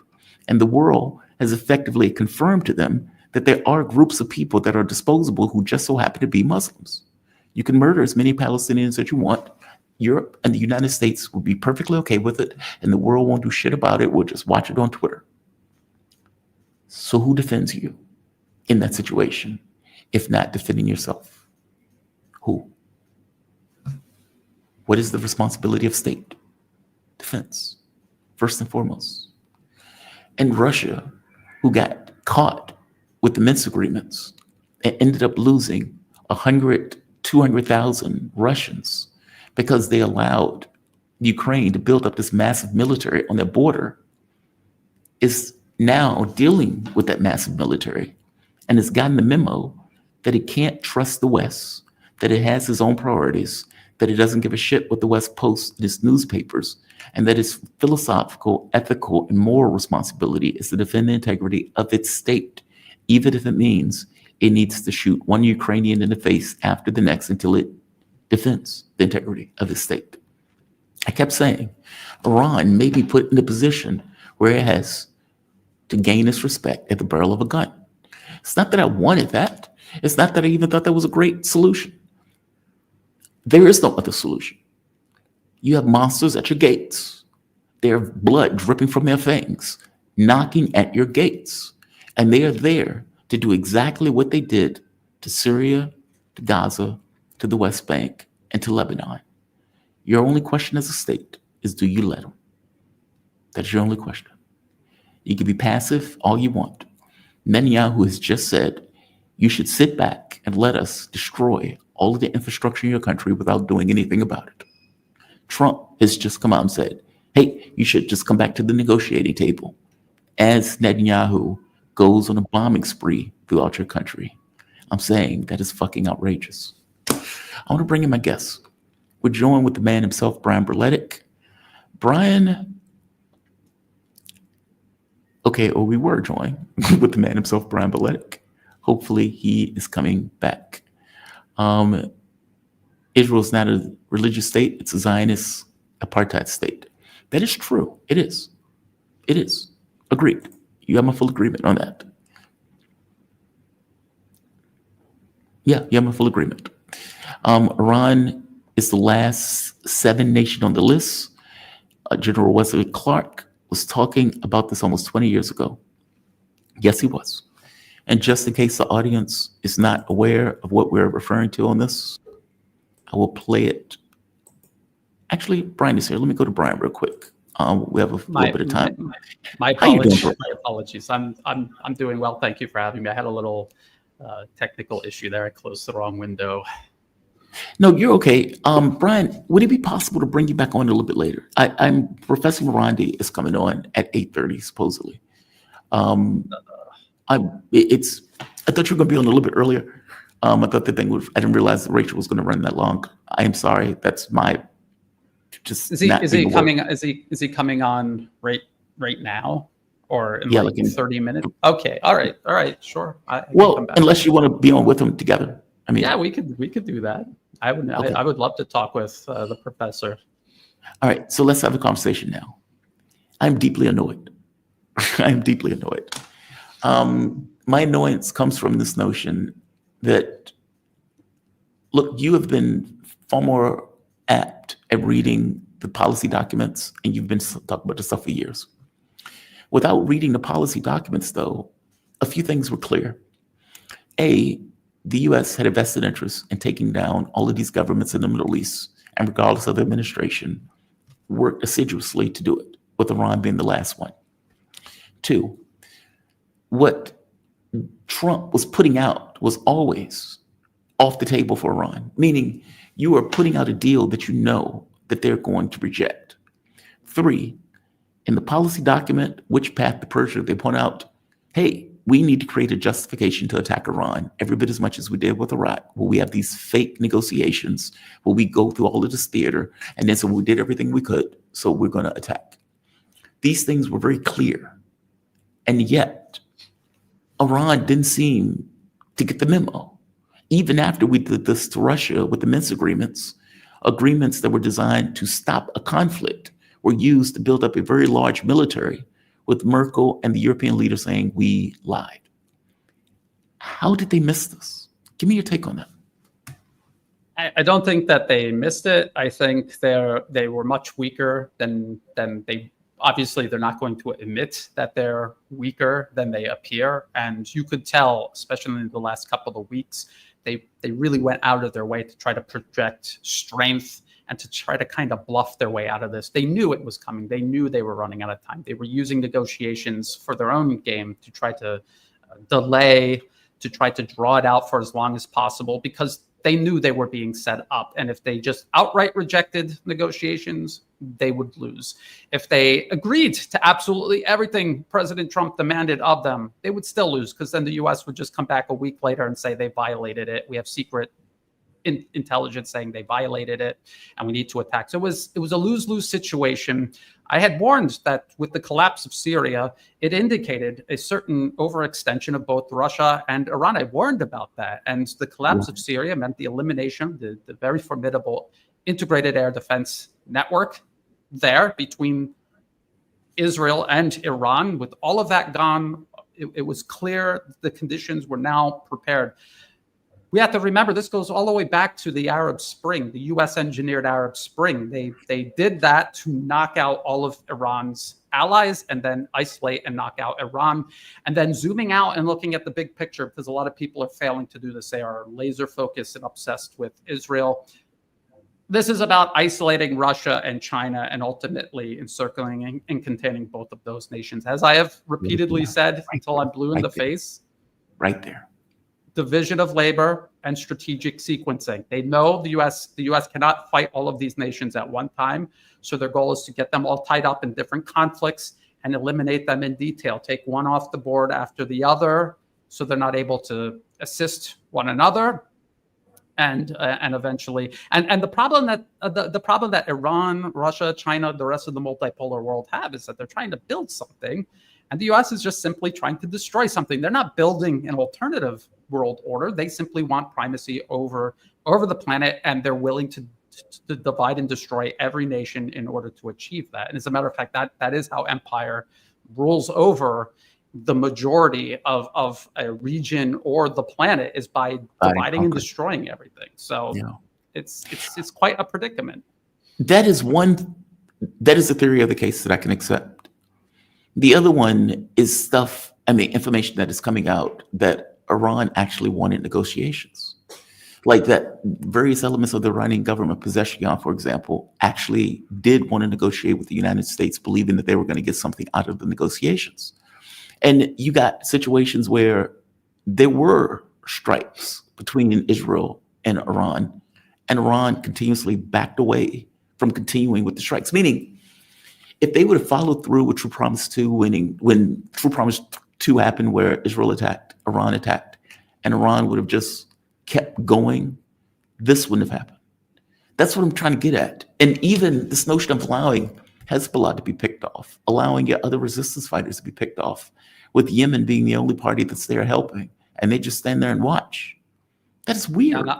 I'm not entirely sure that if they continued with missile exchanges back and forth with Israel, that would have played out in their favor either. We have to remember that we're talking about one nuclear-armed nation that is the proxy of an even larger nuclear-armed power, and they are waging war on Iran. What they dream of is Iran handing them a pretext to wage wider, more direct war, taking off more restrictions. And we have to remember, the U.S. created Israel to be their junkyard dog in the region, and they have nuclear weapons. And if you're worried about one nation on Earth using nuclear weapons, other than the United States, which has already used them on another country, it would be Israel. And Brian, one catch. Just to interrupt real quick, one catch.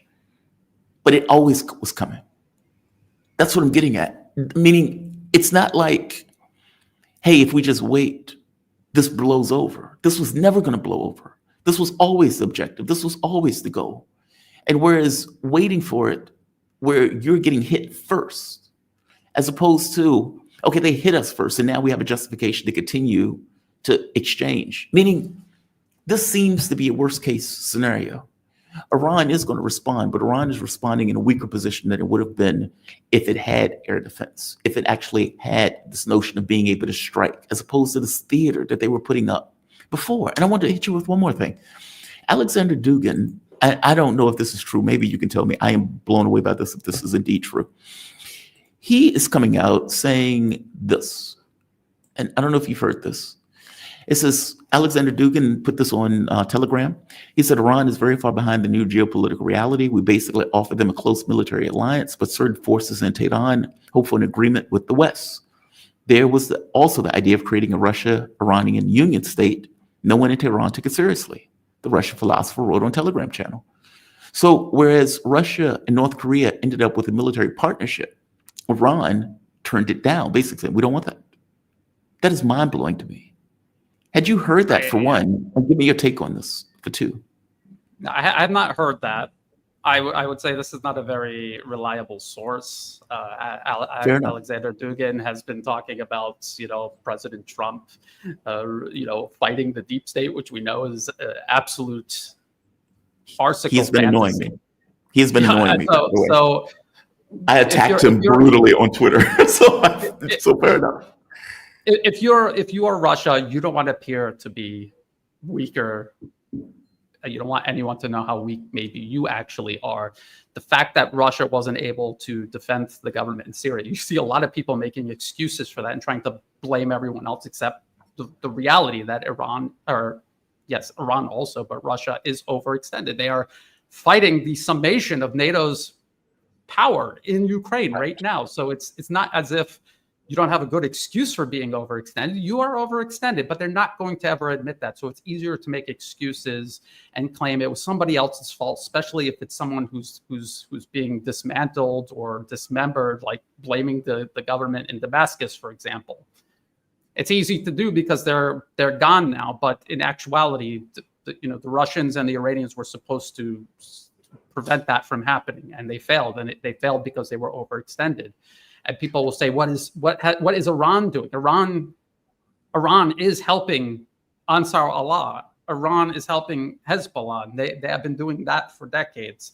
Right. And they have been maintaining this network across the region, fighting fighting back against U.S. hegemony over the region. And they've had a lot of successes, they've had failures, and there's limits to what they can do versus the United States, its network of proxies in the region.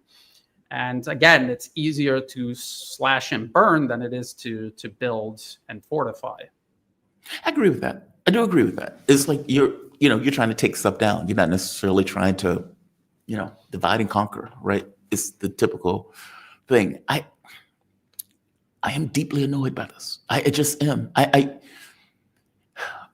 The negotiations were always fake. Israel used those negotiations to set up Mossad agents inside Iran itself. At least that's what's being reported. That they set up electronic jamming equipment. They set up drones to attack internally in Tehran as this was taking place. They apparently had agents to have to attack air defense. So effectively to incapacitate Iran before they can even do anything to defend themselves from attacks that were taking place externally from the country itself. The monster was always at the gate. I guess that's my point that I'm trying to make. I understand your point. Maybe they're weaker than what they say they are. Because you're right, they were taking their shirt off. They were, flexing. Look at our missile systems. Look at this. Look at that. Look at this. And it's like, okay, but True Promise 3 never came. And because it never came, you've somewhat lost credibility in that. And if you're dealing with a country that has killed 200,000 people and has done it with impunity, like meaning, I've been deeply annoyed today. I'm just saying that way. I've watched analysts say they were shocked. Like people who have done this for years who would be like, I can't believe Israel did this. And I'm like, I can't believe that you can't believe that Israel did this. I can't believe that they didn't see Yeah. this. So yeah. No, please. No, I was gonna say I've been warning about this literally since Brookings Institution published that paper in 2009. I have been shouting from the mountaintop, warning everybody that is the playbook. And you can see every single administration, Republican or Democrat, doesn't matter what nonsense they're saying on the campaign trail. Once they get into office, they're going down the list and they are implementing every single one of the measures described inside this policy paper. It is a blueprint. Everything else is a distraction. It is rhetoric. It is propaganda. It is meant to distract, divide, confuse people. The plan was sitting there. It's not leaked.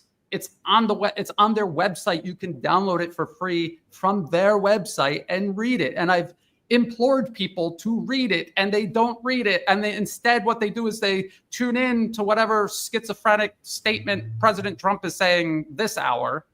And he says one thing 1 hour, another thing another hour, and they actually think that this is the inner thinkings of the U.S. when they have a blueprint sitting right there telling you exactly what they were going to do. It's not a coincidence that I guessed this right. I didn't guess it right. I just read their plan. They wrote it down on a piece of paper, and you just read it. And that is what they're doing. And they're doing the exact same thing to Russia, and they're doing the exact same thing to China. People have to go back because I see so many people saying President Trump was genuinely trying to negotiate with Iran. There's people on the other side thinking that as well. He had no right to talk to Iran about their nuclear program. It has nothing to do with the United States. The United Nations did not designate the U.S. to do this. So the U.S. had no authority to do this in the first place. So why did they do it? If President Trump really wanted peace, he wouldn't have brought it up. He wouldn't have made Iran an issue in the first place. He did it deliberately to create a pretext to set the stage for this, just like his attacking Ansar Allah earlier this year was part of setting the stage precisely for this. And these munitions Israel is using are all from the United States, and they are huge quantities of these types of specialized munitions that you wouldn't just keep on hand for no reason, just to have on hand. They built this stockpile up over months, if not years, specifically for this operation. The U.S. made these and sent them to Israel to do this. This is a U.S. attack laundered through their Israeli proxies. And I'm going to have to argue with people, again, until I'm blue in the face, that Trump is not fighting the deep state. He is a servant of the deep state. He always was. He is right now. And then despite trying to create this this false plausible deniability. He's sitting there saying, Iran, you better fully capitulate now, or more of these strikes are coming that Israel's carrying out with the best weapons in the world that we made and gave to them, billions of dollars worth of weapons and ammunition. He's saying it openly. Yeah, he's saying it openly. And you still people be like, yeah, but he's fighting the deep state. It's like, dude, what are you looking at? He has to say that, Jamal. It is bizarre to me. Like, look, I sat here for months and I said, these negotiations are fake. And I said, I don't know what is in Trump's mind, but all things being equal, he is coming up with a lie as a pretext. We've done the weapons of mass destruction in Iraq thing. Now he's doing the same thing for Iran. 2, he's putting something out that Iran is never going to accept. He knows Iran is never going to accept it, and he's using it as a pretext to justify attacks. 3, Israel has everything that they do. The notion that they're going to function without the U.S. permission is nonsense. A, they need to refuel their planes. B, they need to get their weapons. 80% of the money that they use for those weapons and everything else come from the United States. The political support that they get is going to come from the United States. So the notion that Israel just goes rogue and just attacks Iran and Trump knew nothing about it, something that the Western media kept churning out over and over. And every time they would churn it out, it was like, this is nonsense. This is nonsense. This is nonsense. And Israel even pointed it out themselves. That says it was fake, like the feud, quote unquote, between Netanyahu and Trump was all political for political consumption. Which we warned people that was all theater, and people didn't believe it. And again, I mean, I could read the one paragraph from the policy paper that lays this all out explicitly. It's irrefutable. You cannot deny it. I could read that to you. I could also go back to the Trump administration first coming into office and President Trump himself handpicking the absolute worst neocon warmongers. Yes. In the U.S. government, in Washington, and filling his administration up with them. Marco Rubio, Mike Waltz, Pete Hegseth, Elbridge Colby. He had Michael Anton, who was one of those complicit with the WMD lies. The war, the invasion of Iraq was predicated on in 2003, and even Tulsi Gabbard, who was she's an embarrassment. She's an embarrassment. She came in as anti-war, but when the bombs were dropping on Yemen, she couldn't be more enthusiastic about it. So that was from the very beginning. President Trump built a neocon war hawk administration to pick up right where the Biden administration left off. So this is a different part. The part I was going to read, it's under the part where they're talking about. This is the part where they're talking about Israel carrying out the strikes. Mm-hmm. The other part is where they're talking about making a deal with Iran, and they're admitting that the whole reason they're proposing a deal with Iran is so they can say that they tried diplomacy before regime change in Iran. That's what they said. So it says, for those who favor regime change or a military attack on Iran, either by the United States or Israel, this is always the plan. There is a strong argument made for trying this option first. They're talking about diplomacy. Mm-hmm. Inciting regime change in Iran would be greatly assisted by convincing the Iranian people that their government is so ideologically blinkered that it refuses to do what is best for the people and instead clings to a policy that could only bring ruin on the country. So we could see that playing out right now in real time. The ideal scenario in this case would be that the United States and the international community present a package of positive inducements so enticing that the Iranian citizenry would support the deal only to have the regime reject it, which is what you're saying. They pretend to give them options that are actually, we all know, are unacceptable. In a similar vein, any military operation against Iran will likely be very unpopular around the world and require the proper international context, both to ensure the logistical support the operation would require and to minimize the blowback from it. So they're admitting, even the US, if they carried this out, they would need logistical support. So there's no way Israel did it on their own. The best way to minimize international opprobrium and maximize support, however grudging or covert, is to strike only when there is a widespread conviction that the Iranians were given but then rejected a superb offer, one so good that only a regime determined to acquire nuclear weapons and acquire them for the wrong reasons would turn it down. Under those circumstances, the United States or Israel could portray its operations as taken in sorrow, not anger, and at least some in the international community would conclude the Iranians brought it upon themselves by refusing a very good deal. So it's not about convincing the entire world. Most of the world will see through this, but you will still have enough people, especially enough Americans, especially enough Trump supporters, that will conclude that President Trump genuinely tried to negotiate with Iran, and it was Iran delaying and Israel just looking out for their own self-preservation that precipitated this war, when it was always the plan from the very beginning to use negotiations as a smokescreen to launch an unprovoked unilateral strike against Iran. And the whole document is written in this very frank, open, explicit type of language. This is why I tell people to please read it. You cannot do commentary on U.S.-Iranian relations and not read the literal blueprint they made available publicly as early as 2009. What do you think happens next? I mean, Iran is obviously going to respond. Now what? I think their options to respond are very limited. So they shoot missiles and drones at Israel. Then what? There's only so much damage you can do. Israel's going to continue bombing Iran and the United States. I guarantee you the United States is going to find one way or another to make some excuse to get involved as well, especially if these current strikes deliver enough of a blow where the U.S. senses weakness and the possibility of effecting regime change. And they'll activate all the terrorists that they arm and back all across the country, all the opposition groups they've been building up. I always warn people, no matter what it looks like in terms of the military balance of power worldwide, the U.S. is still unparalleled in terms of political interference and information warfare. Nobody takes this seriously. Nobody, not Russia, not China, not Iran, none of them fight this sufficiently. Yeah. And they do this to their own detriment, and they give the United States this strength and this advantage over them by doing so. Brian, yeah, everything you said is right. Everything you said is right. You have my deepest appreciation for coming on at short notice like this. It's just Sure, no problem. Oh wait. Oh, he's in that now. Okay, that's great. They have to. No. Wait a minute. Okay, Brian, thank you for this. I really appreciate it. Okay. Yeah, thank you, my man. Brian Berletic, he is from the new Atlas. He is fantastic. He's nailed it the entire way through. And we are effectively living through what you've been predicting for over a year, if not longer. What I would prefer is people just listen.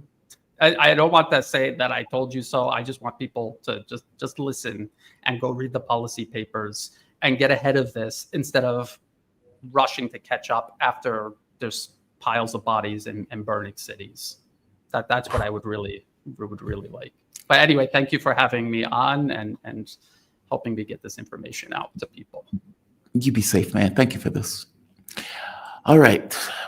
Marandi will be here in about 5 minutes.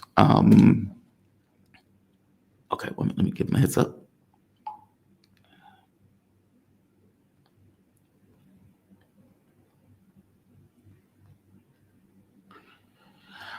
Yeah, bad day. Bad day. I mean, I don't know if I agree with Iran's capability. We will find out what that capability is.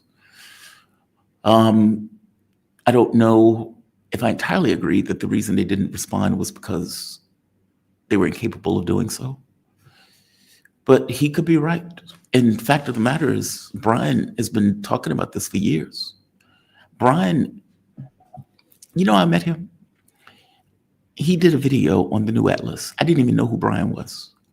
And Brian gave a breakdown that was so succinct and so dead on that I remember saving it in my videos as a policy breakdown because of how good it was. After the kerfuffle with Ritter, Brian hit me up, and it took me a moment to realize, oh, wait, this is the same guy that did that breakdown. He is extraordinarily good at what he does. And to his credit, he has been talking about this for a very long time. And as he points out, he's not a psychic. He does a remote view. What he is pulling this from is from their own words about the things that they want to accomplish in the way that they want to operate in the world. So he's been right all the way through. Give me 1 second. I just need to send a text to, oh, he's going to be pissed.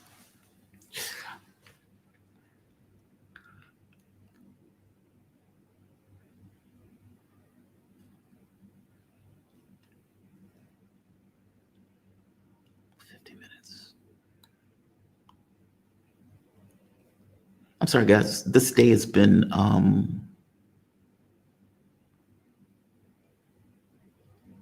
unbalanced. And it's been unbalanced because the show that I had planned was scuttled.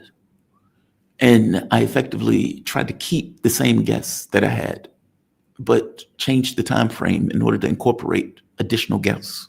I definitely wanted to bring Brian Berletic in because Brian Berletic has been talking about this for longer than I have.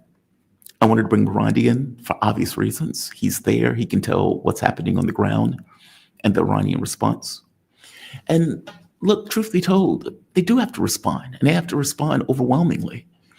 I don't know how many people around the world is going to accept this on face value in the way that the U.S. is trying to play it.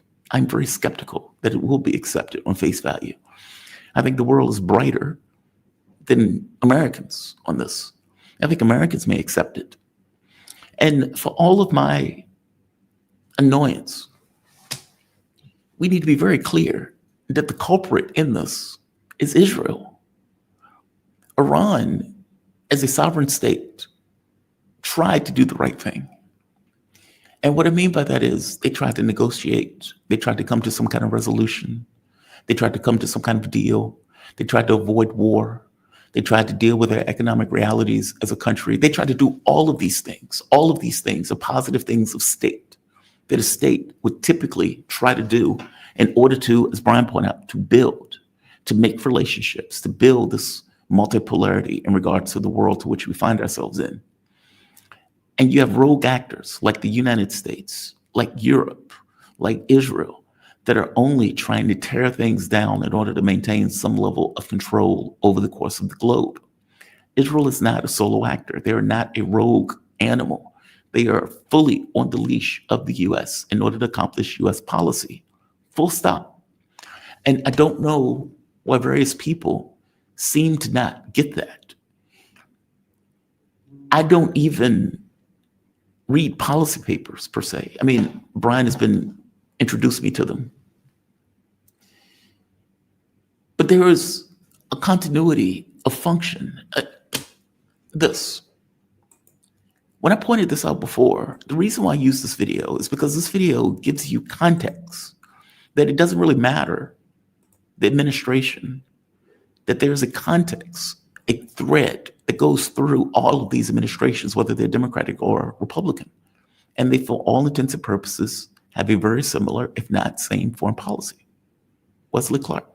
See him a few weeks later, and by that time we were bombing in Afghanistan. I said, "Are we still going to war with Iraq?" And he said, "Oh, it's worse than that." He said, he reached over on his desk, he picked up a piece of paper, and he said, I just got this down from upstairs, meaning the Secretary of Defense's office today. And he said, "This is a memo that describes how we're going to take out 7 countries in 5 years, starting with Iraq and then Syria, Lebanon, Libya, Somalia, Sudan, and finishing off Iran." I said, "Is it classified?" He said, "Yes, sir." I said, "Well, don't show it to me." And I saw him a year or so ago, and I said, "You remember that?" He said, "Sir, I didn't show you that memo. I didn't show it to you." I'm sorry, what did you say his name was? See him a few weeks later, and by that time we were bombing in Afghanistan. I said, "Are we?" So, say for the moment, you didn't know any of those policy papers existed. And say for the moment, you did know that video existed. And also say for the moment, you saw Afghanistan, Iraq, Libya, Syria, Sudan as a basket case. You saw all of those countries go down. You see an administration fill itself with whack jobs. Zionists, neocons, and every last one of them are screaming for you to attack Iran. What is your assessment?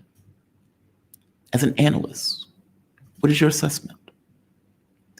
Do you really say, well, it's not rational for them to attack Iran, so I don't believe they would attack Iran?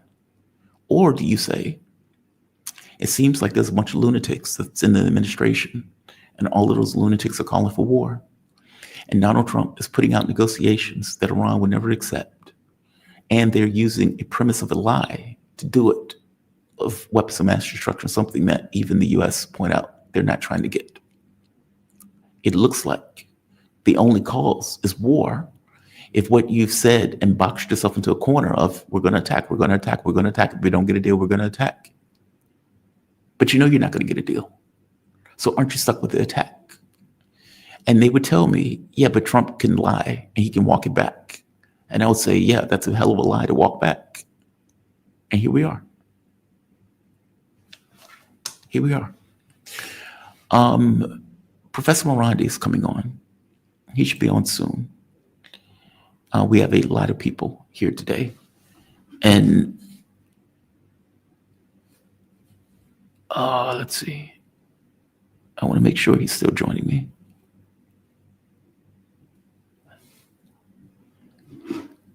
He apparently didn't want to join with anyone else. I was going to have him on by himself. God, that's unfortunate. It just is. I don't know. When I talk to Mark, I'm going to ask Mark about the Dugan thing. Maybe it's true, maybe it's not. If it's false, okay. I'm hoping it's false. If it's true, that's unfortunate. If I had to guess, since I guess I've been right about this, unfortunately, what happens next is Iran response. They have to. There's no choice. Their population is calling for attacks. They will most likely level attacks. They're going to fire missiles. They're going to fire drones. And I suppose the volume of those missiles, we will see if they have effect. Saudi Arabia, UAE, Jordan, they will most likely open their airspace, if not openly, attack those missiles and drones to try to assist Israel in knocking them out the sky. Of course, the US and its European people who are backing the genocide will also assist in this. We'll see what happens. Truth of the matter is, Iran is by itself confronting the entire power of the West, just like Lebanon was by itself. And it's not fair to say they were by themselves. Of course, they were getting assistance from Iran. I guess the thing I would disagree with Brian, if I had to disagree with him on anything, is that Syria was a government unto itself. And there were all sorts of things, plans that could have been made that just weren't taken. From my understanding, there was a disintegration of the military. Many of those guys did put their weapons down. It wasn't just the Russians and Iranians that were going to be able to fight a war entirely on their own for Syria. It just seems, I don't know. It seems like that would be difficult to do, if not impossible to pull off on their own. And so maybe that's true. Overextended. Extended, yes. Occupied, yes. Especially in the context of trying to fight a war in Ukraine against all of these NATO powers, with your main objective being to win that war.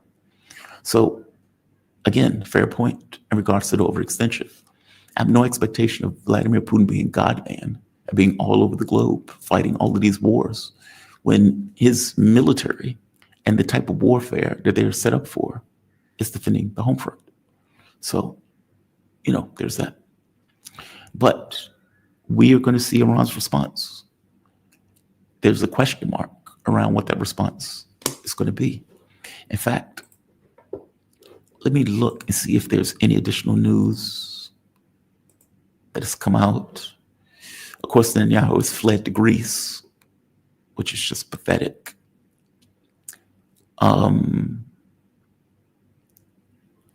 Obviously, American fuel tankers were being used.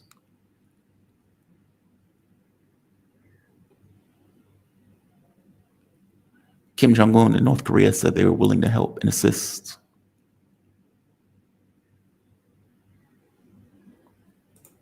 So right here, these were some of the strikes that took place, hitting buildings that RGC was in.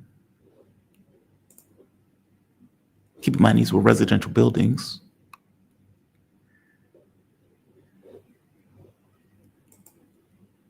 These were precision strikes.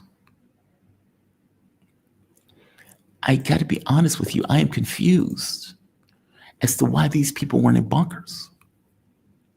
I just am. Does the IRGC still exist? Yes. Keep in mind, you're dealing with a military, a proper military. Imagine for the moment if somebody killed the top general in the US and a subsequent general, somewhere else. Well, there's still people under them that take over. Even the nuclear scientists. You may kill 3, but they still have people who are under them that are just as good, just as competent, just as capable to fulfill whatever they're planning to do in this regard. So this is not a situation where you decapitate or you kill the heads of something and there's nobody underneath. You're dealing with a governmental structure.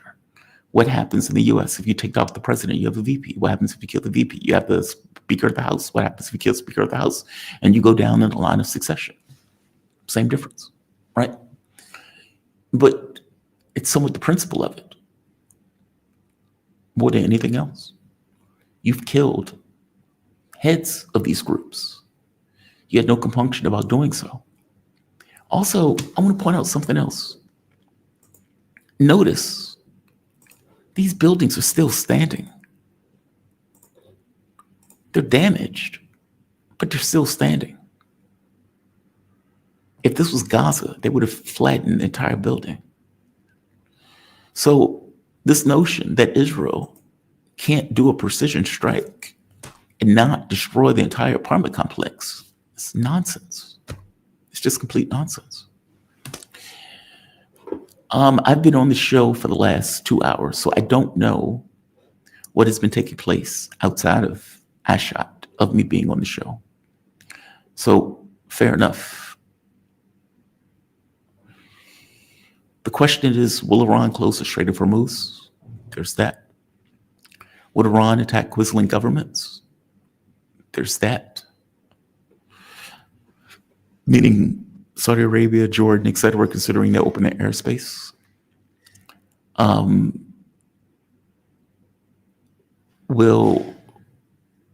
How much damage will be done to their facilities in this case?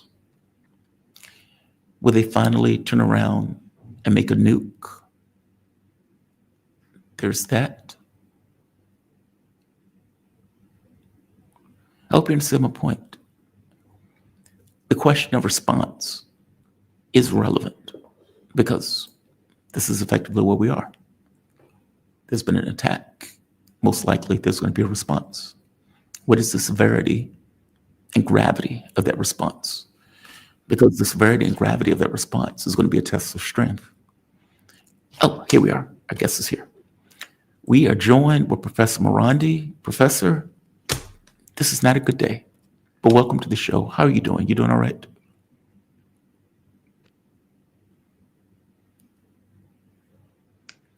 I can see you. Can you? How are you doing? There you are. Professor, can you give us a heads up of what's taking? No, you're fine. You're perfectly fine. Can you give us a heads up of what's taking place on the ground? I'm not going to keep you long because I know this has been a rough day, but what is happening on the ground where you are?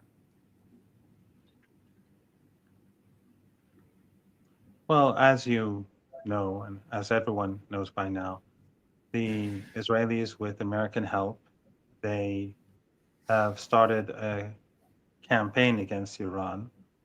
And there are a lot of what you're hearing online, because I'm seeing the Telegram channels and all the misinformation, but they have hit different areas, different air bases, different bases, they've hit a lot of civilians in Tehran. they bombed our neighborhood. They killed women and children, and lots of apartments. There's a building that was 5 stories, 2 apartments in each, and the whole thing, they brought it down. I think so far in Tehran, 70 or so people were killed. I think that the Iranians weren't expecting the Israelis to target officials because that's a declaration of war. I think they were expecting them to target radar and military bases and things like that, but not to engage in all-out war. But it does seem that this was pre-planned, and Trump's statements show that he's very much a part of it and he's behind it. And of course, the French have supported it. They are supporting the, uh, the strikes against Iran. So, in other words, if a genocidal ethno-supremacist regime that's affiliated to the West, if it attacks anyone, anywhere, at any time, the West supports it. And if it slaughters women and children, it's fine. That's how the West works. And so this is where we are. I think that the Iranians will respond tonight or tomorrow. I don't know. I mean, I'm just guessing, but Yeah. I'm assuming that they are preparing themselves for a massive response. And the Israelis are using Iraqi airspace, Syrian airspace, Jordanian airspace. They're using the Americans are helping with radar bases in Turkey. Those who always tell us how the Turkish government or the Qatari government are supporters of Palestine, their bases are being used against Iran, and in Qatar and the Emirates, in Bahrain, all of these bases are being used just like they were used against Yemen, and Yes. just like they were used against Gaza, they're being used now, and Lebanon and everywhere. They're being in Syria, of course. Now they're being used against Iran, but the Iranians have their key assets deep underground, and therefore, I don't think that the Israeli regime will be able to uh, stop a severe Iranian retaliation. Professor, I have to ask this. I don't mean to be brutal with this question. Sure.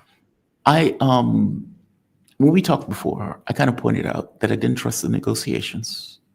I think I even pointed out I didn't trust the Saudis. My strong sense was that there's been a continuity of policy going all the way through where Iran was the target and they wanted to go after the target.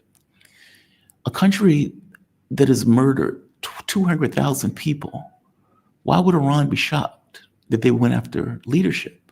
That's what they did for Hezbollah. I agree. I agree. I think that you're absolutely correct. I'm just giving you my understanding of what happened. I can't say for certain that's what happened, but I think they were expecting a strike, and strikes, but they weren't expecting the political and military leadership of the country to be directly attacked, because that's a declaration of war. And but you're right. Yeah, I think they should have. With hindsight, I think it's quite clear that that was a mistaken calculation. But I can't say that the Saudis they came to Tehran as a part of this broader plan, because I don't see how it changes Iran's calculations. And the negotiations, I also can't say that the negotiations brought this assault about in themselves, because if Iran did not participate at the negotiating table, They would have done this anyway.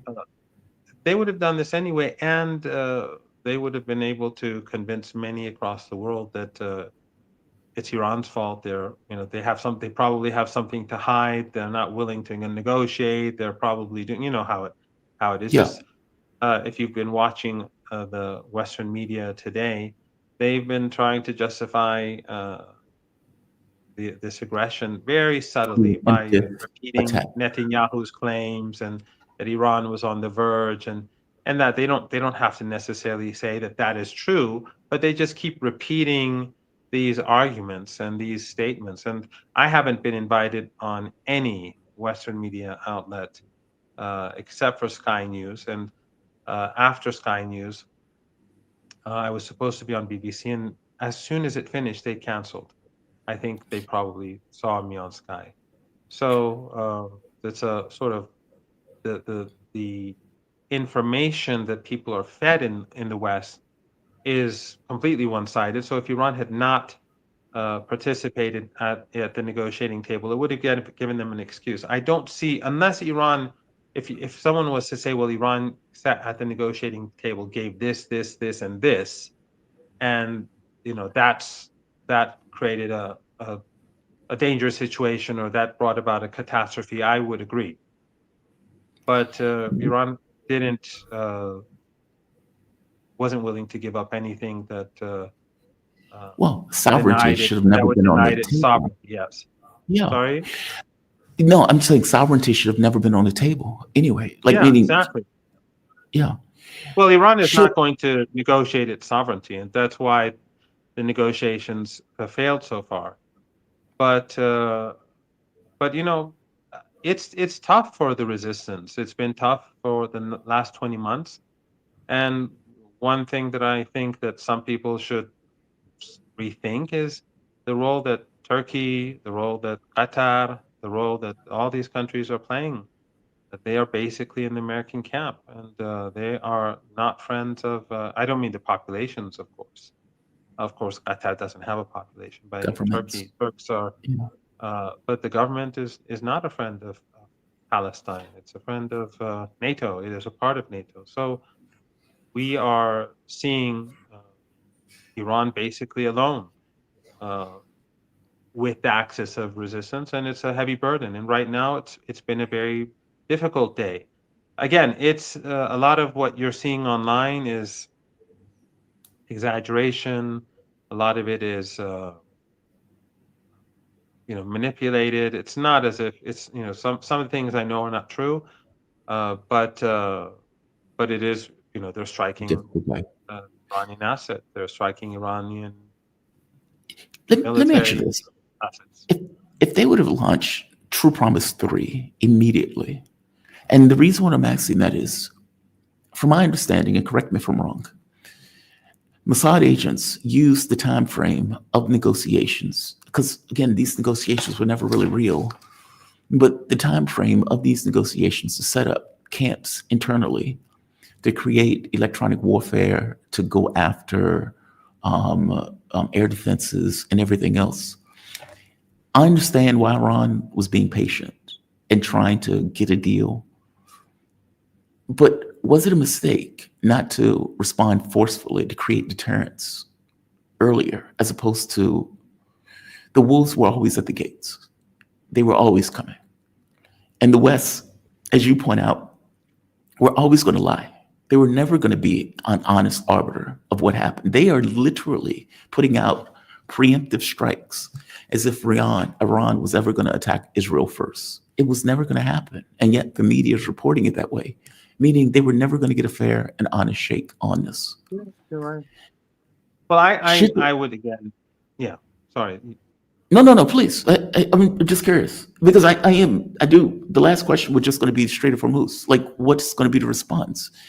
Are they going to hit the oil fields? What is going to be the Iranian response from your point of view? I don't know what the response will be, or the size of the response. And I know that the Israeli regime will definitely be hit hard. But I don't know what other calculations there are because I'm not privy to this sort of thing, obviously. But what I can say is that some of the things that you're hearing about the Israeli regime setting up camp in Mossad, these are also exaggerations. And there's a huge amount of propaganda in that. And I don't, if they are, I'm sure they have people inside Iran, they buy off people. And Iran is a huge country. and it's a massive country. So things can be done in this country without the knowledge of the government. But I'm just saying that some of this is exaggeration. But That's fair. but I also think that I don't think that Iran was just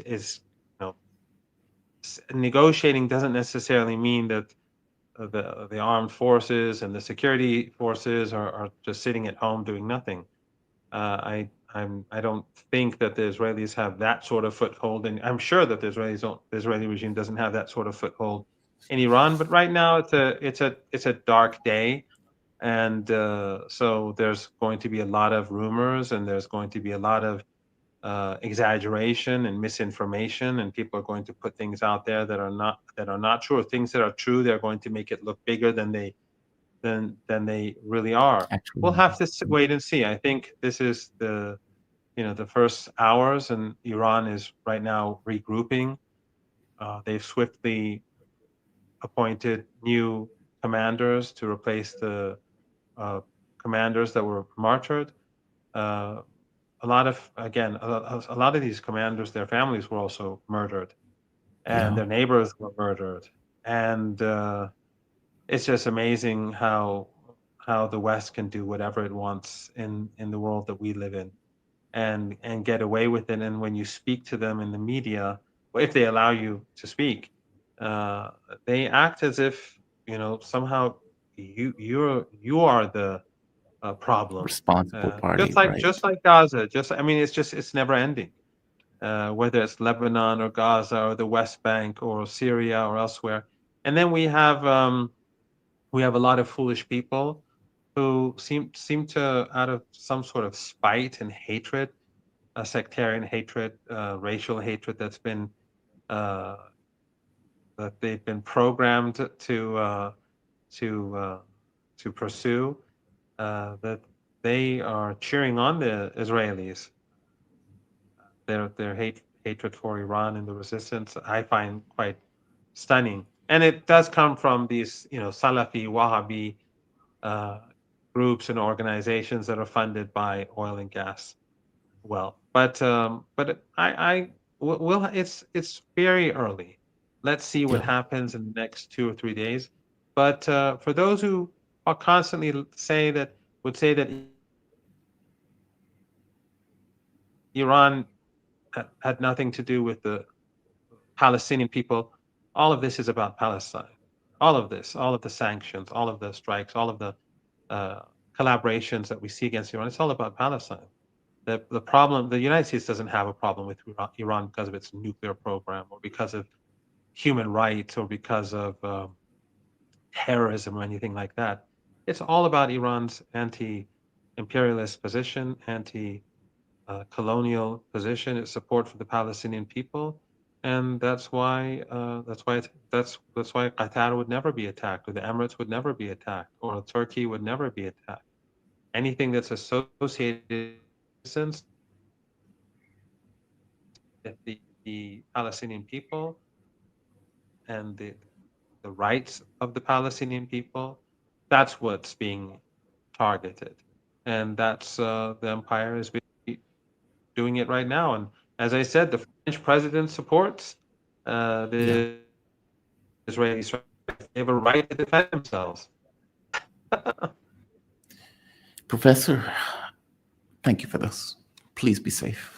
I'm sorry that this is a rough day, but thank you for this. Thank you for having me. No, we're here. We're not moving. Have a good day. You too. Have a good one. All right. I want to bring in my guests. We're joined with Rabbi, and Rabbi, I apologize for the delay. We're joined with Rabbi Yaakov. Jamal, I cannot hear you. Wait. Oh, you can hear me? Can you hear me? Hello, hello? Now I hear you. Now I'm good. Okay. We're joined with Rabbi Yaakov Shapiro. He is speaker, author, and rabbi. I want the audience to know that I had invited you on before Kim came on, so it wasn't a response. Right. Even though I know you want to respond to that video that came out. And just to give the audience context, Kim Iverson was on the show. And Kim Iverson made an argument that Judaism and Zionism are effectively now the same thing. I disagree with her on that. But I think you can make that argument more forcefully. I will give her argument because I don't think her argument was insane, but I do want to try to give it in the honest way that she was presenting it. And I think her point was whatever Judaism started out to be in its thousands of years of history, that because religions evolve, like, you may have the Catholic Church, for example, may say, okay, well, men can't marry, but that may evolve to a point where men can marry. It may evolve to the point where women can be priests, meaning you may get a new norm in religion over the course and arc of thousands of years as modern times comes in and as those religions try to accommodate, let's say, new norms that are taking place within the modernity of those societies. And her argument basically boiled down to, it doesn't really matter that there may be a section of Jews that reject Zionism. The fact that it's taught in synagogues in the US, the fact that the majority of Jews in the US agree with the premise of that state and what that state is doing, that it has been infected on some level by a political ideology that has fused itself, almost like, grafting something to a bone, to the religious aspect of Judaism, that whatever it was, it has evolved into something that incorporates Zionism into it, that they're inextricably linked. You can't separate them, even if you have some people like yourself that make the argument that these things are separate and distinct, or even like me, that these are different things, that the fact that the bulk of the people go in this direction, it's the bulk that makes the determination about what the religion is, not the minorities. Okay, so point on that. Right. So first, I want to preface my remarks by mentioning that I was on Kim's show once, and it went very well. And I thought that I had communicated what I said successfully, and I'm not sure why she would say what she said. But and she was an absolutely marvelous host, I must add. Absolutely marvelous. I think she's frustrated. If I had to interject, I think she's frustrated. Okay, so let's take this logically. So first, does this mean that I no longer practice Judaism? If Judaism and Zionism are not linked, I no longer practice Judaism. If they are linked, then those Jews who do not follow Zionism are not practicing Judaism in total. Is that what this argument says? No. So you can practice Judaism even if you're not a Zionist. Yes, I think what she's saying. Therefore, Judaism does not require Zionism. But I don't think that's entirely her argument. I think what she's trying to make the point. But she would agree with that Judaism does not require Zionism. I think she would say there were some people who were heretics, and heretics may be the wrong word for it. But there's some people. Am I a heretic? Am I a kufar in the way Muslims would say it, or a kofar the way Jews would say it? Is that what she's saying? Now, I think she's saying you're a minority. Okay, a minority is not the same as saying that now something is part of the religion inherently. If we're saying it's part of the religion inherently, that means that I'm not practicing the religion. I just want to clarify what the argument says, so when I answer it, I'll know what I'm answering. Are we saying that now Zionism is inherently part of Judaism, such that if you're not a Zionist, you're not fully practicing Judaism? You asking me? I think she's saying that the religion evolves, just like any other religion may evolve. So now that the religion evolved, if I do not practice the evolved version of the religion, am I not practicing the religion in full? I mean, but come on. Look, I don't agree with her premise on this. Wait, I'm just asking the question whether to clarify what the argument is. There are Baptists, there are Christians, there are Protestants. Okay. Even if you go into Muslims, they're Shiite. So the argument is then not that I'm not practicing Judaism, not that Judaism has evolved, but there has been a branch created called Zionism that they may be the majority. So, for example, there are Catholics and Protestants. And in the United States of America, Protestants are the majority. Mm-hmm. Does that mean that Christianity has evolved? The Pope would not say so. The Pope would say that we're two different sects. There were always sects of Judaism. There was the Orthodox Conservative Reform, and we have always said that Zionists are a different sect of Judaism, always.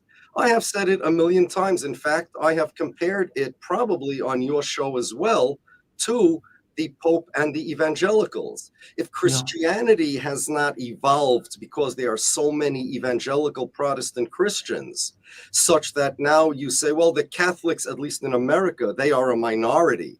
And therefore, the Pope is no longer a representative of Christianity because there are so many Protestants. Nobody would say that. Nobody has to be a majority. You are fully entitled to say that Zionists, which I do, and I have, and we have for as long as Zionism existed, that Zionism is idol worship and it's a separate religion. You've heard this from me. In fact, okay. So we always knew that. And in fact, there were times throughout history, even in biblical times, in the days of the Bible, in the days of Gideon, for example, where the majority of Jews were practicing idol worship. But that doesn't mean that the Jewish religion evolved into idol worship. The prophets were still preaching, you guys are idol worshipers. And the prophet Elijah told the Baal worshipers, if you want to worship the Baal, then stop being Jewish. If you want to be Jewish, stop worshiping the Baal. And I, a few weeks ago, at a protest against Ben Gvir in Manhattan, said, I quoted the prophet Elijah, and I said, Zionists, you are idol worshipers. If you want to be Zionists, stop keeping Shabbos, eat some pork. Those were my words. Okay, those were my words. I was on Katie Halper's podcast, and the clip that she has of me saying eat some pork has, I don't know, over 300,000, well over 300,000 views already. And leave Judaism alone. And yes, we always believed that. Now, the Zionists believe that too. I have in front of me, which I prepared, an article from the Israeli newspaper Israel Hayom, June 8th, 2014. Okay. Social Services Minister Meir Cohen, Israeli minister, irks ultra-Orthodox community by saying, quote, those who don't send their children to serve in the military, the Israeli army, are not my brothers. Now, he's not irking me. I'm happy he said that. Cohen's office issued a statement saying, those that incite against enlisting in the military and do not recognize a Zionist state, a Zionist Jewish state, are not the minister's brothers. Okay? I'm happy he said that. I agree with him. He's practicing a different religion.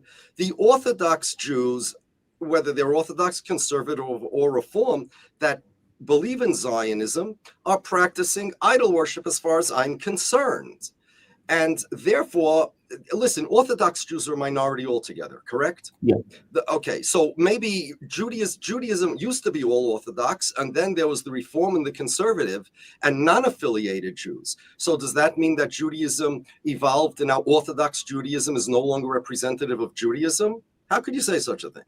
We have our beliefs, and they have a different branch. When we say Jew and they say Jew, it's a homonym. So if the Orthodox, who are a minority, well, the religious in general are minority. The Orthodox are a minority among the religious, right? So what's the difference if a new denomination called Zionism came, and now there are many? By the way, it's not nearly as widespread as you think, as I'll show you shortly with hard numbers. But first of all, let's establish this: anti-Zionist Jews or non-Zionist Jews and Zionist Jews, I have always said, this is not a response to October 7th. We have said for 150 years They are idol worshippers. You have heard this from me. They are practicing a different religion, which has a lot in common with Judaism. Christianity has a lot in common with Judaism, and even Islam has, regarding theology, the conception of God, first cause, necessary existence, not a trinity, has that in common with Judaism. That's first of all. So I don't even understand the argument. But secondly, the facts are not the case. I'm going to draw your attention to a Pew survey. There are two Pew surveys, one in 2013 and one in 2020. The question, amongst others, that they asked was, quote, was Israel given to the Jewish people by God? Okay. Now, all these Jewish synagogues, these Zionist synagogues, what do you think would be the results? Okay, here's the results. In 2013, net Jewish, right? We don't have time to go into all the little denominations. Yes, Israel was given to Jews by God. 40% said yes. 28% said I don't even believe in God. 5% said I have no idea, and 27% said absolutely not. So the majority of Jews did not say that Israel is given to the Jewish people by God. 28% don't even believe God gave it to them. However, the Christian general public, of the Christians, 55% said yes. 40% of Jews said yes. Of the Christians, 55% said yes. Protestants, 64%. White evangelicals, 82%. White mainline, 47%. Still more than the Jewish mainline. Black Protestant, 51%. Catholics, 38%. Okay? Then, you hear that? Now, that's talking about the main idea of Zionism. Now, in 2020, they asked the same question. Okay, now in 2020, net Jewish, do you believe that God gave the land that is now Israel to the Jewish people? It dropped. 32% said yes. 42% said absolutely not. 24% said, I don't believe in God. And 3% said no answer. Okay, and even amongst the religious Jews, only 40% said yes. Amongst the Christians and non-Jews, the numbers were the same. So as far as that aspect of Zionism, the Jews are not majority Zionist, okay? Second, here's the most important part here. The most important part is that even, first of all, the role of the synagogue in Judaism is not the same as the role of the church in Christianity. The synagogue does not decide what Judaism is. A synagogue, there's not even the synagogue, as you say, the church. The whole phrase doesn't even exist. A synagogue is a place where Jews go to pray. That's what it is. A yeshiva is a place where Jews go to learn, to study. Because in America, there was a lot of assimilation and modernization of Judaism, many synagogues became what's called a Jewish center. In fact, there are many synagogues called Jewish center of this or that place. There are synagogues that discuss rabbis at pulpits, more modern. I never did it. My people never do it, who discuss politics. The majority of Orthodox Jews voted for Donald Trump.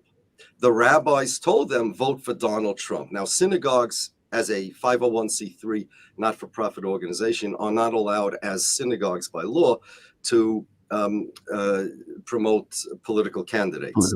Right. But a rabbi as a private person can, okay, because he's not a tax-deductible organization. There are many synagogues that Orthodox that promoted Donald Trump. The majority of Jews, vast majority, are Democrats, right? And they speak about this in their synagogue. Does that mean being a part of the Democratic Party in America became part of Judaism? And they tie it to Judaism, social justice and all of these things. Yeah. Does that mean that Donald Trump became part of Judaism?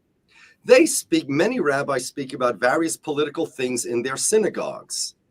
And the fact that there's a political thing called Zionism, which is a political thing, and it is spoken about in synagogues. And don't forget, there are two parts to Zionism. There's the part that most Zionists are not even religious, right? Including Benjamin Netanyahu. They don't even attend a synagogue. So what exactly part of Zionism? It can't be Netanyahu's Zionism, not Herzl's Zionism, not Ben-Gurion's Zionism. So what Zionism actually became part of Judaism? Well, what part of Zionism is spoken about in synagogues? You know what part? Not the part that says, which is a mainstay of Zionism, that Jews should move to Israel. The rabbis are not telling the Jews to move to Israel, not rabbis from America, not the rabbis in the United States of America. That's not what they're saying. They're not, these rabbis are living in America. How could they be Zionists in that sense? They're talking about the politics between Israel and Hamas, or Israel and the Palestinians. There are many people in America, not only Jews, not only Zionists. Our president of the United States, Biden I'm talking about, was 100% behind Israel. He called himself a Zionist. Okay? Right. Okay, so there are plenty of people in America that, and the majority of America, at least it was, now I'm not sure, at least one, supported Israel politically. Right. And there's this idea, there's this political idea, which is false, but there's this idea that Israel is necessary for the safety of Jews. In case there's a Holocaust, where are you going to run? Who's going to defend you? That has nothing to do with religion of Zionism. That has to do with simple politics and safety. Now, they're wrong, but it has to do with politics and safety. And that, for the most part, is the Zionism that's discussed in the synagogue. We must support Israel, or Jews in Israel will die. Hamas will destroy all of Israel. Israel is surrounded by enemies. Iran wants to blow up Israel. You just had a session about Iran, right? Let me ask you, the 8,000 or 9,000 Jews in Iran that are now in danger of being bombed by Israel, right? Are they now Zionists because they're Jews and now Judaism has evolved? I know, but I think, just to be clear, I think her point is, if you're trying to decide what is the preponderance of a religion, for example, Christianity. So what's the preponderance of Christianity? I don't doubt. Well, just to be clear. Catholicism? Well, wait, I don't doubt that you can't have sex of a religion. Agreed. 1,000% agree, right? My mom is a Christian. She will practice something different than someone else who also may call themselves a Christian. They're both Christians. Agreed. You don't have any disagreement there. I also agree with you that you can have sex, and that sect can be considered Orthodox Judaism, et cetera, et cetera. I think Kim's main point was that if the overwhelming majority of the people in the United States are backing and supporting Israel, meaning Jews. Politically, right. Yeah. But at a certain point, the politics and the religion become one. Like, for example, Islam. You can make an argument that there are aspects of Islam that are also political. Martin Luther King ran a political movement, even though he was a religious figure. They fused. They weren't separate and distinct. This idea that we want to feed or we want people to be treated equally. Those things are political arguments, even though they were coded in a religious context. So question, the majority of, let's say, I think it's true that the majority of Christians all over the world are Catholic, right? I'm not sure, but maybe. Let's say it's either Catholic or Protestant, take your choice. It doesn't matter, right? Let's assume Catholic, okay? Just let's assume. If that's true, does that mean Christianity has now become Catholicism? The majority of Jews are not religious. That means Judaism has become a non-religious thing, right? It becomes cultural at a certain point, right? It becomes what? Cultural at a certain point. Let's say it becomes cultural. So now are you going to say that now Judaism is cultural and the religious Jews are not really models of Judaism? No, it's a different religion for all practical purposes. If you want to say that there's a political element that has entered Judaism in Zionist spaces, right? And again, you need to identify what that thing is, because there is no majority of Zionism that is common denominator between all of these places. As you saw, there are more Christians that think God gave the land to the Jews than there are Jews in the United States of America. That's Pew survey. By far, there is more Christians than Jews. So maybe Zionism became part of Christianity. How about that? What do you say now? Zionism became part of Christianity because a majority of Christians believe that God gave the lands to Jews. So the Pope, the Catholic Church, all of these people, their religion has now been corrupted because a majority of Christians now believe that God gave the land to the Jews. You're not going to say that because everybody is a lot. Because even whereas by Christianity, there's something called the church that decides something. Judaism is never decided by a majority. If it would be, religious Jews wouldn't be the majority. Orthodox Jews wouldn't be the majority among the religious. Zionism is, and Republican Jews would not be real Jews, or would not be. Vast majority of Jews have always been Democrats. They have always been liberal or Democrats. The vast majority. We're talking about 70 or upward of 70%. Okay, does that mean that now being a Democrat became part of being a Jew? The rabbis in the synagogue speak about that. All these democratic values, and it's relevant to being Jewish, because the idea of left-wing liberalism is to treat everybody equally, and that's a very important thing to Jews who were never treated equally. In the exact same way that Israel is important to Zionists because they believe it's important for the safety of Jews, the Democrat Jews believe not only is it important for the safety of Jews, but also ideologically, being a liberal is their ideological position. So being a Democrat is more connected to being a Jew, in theory, for the Jewish Democrats than being a Zionist is to the Zionist Jews, the ones that believe it's just safety. Just so I'm clear, your point is these are just different religions under one umbrella.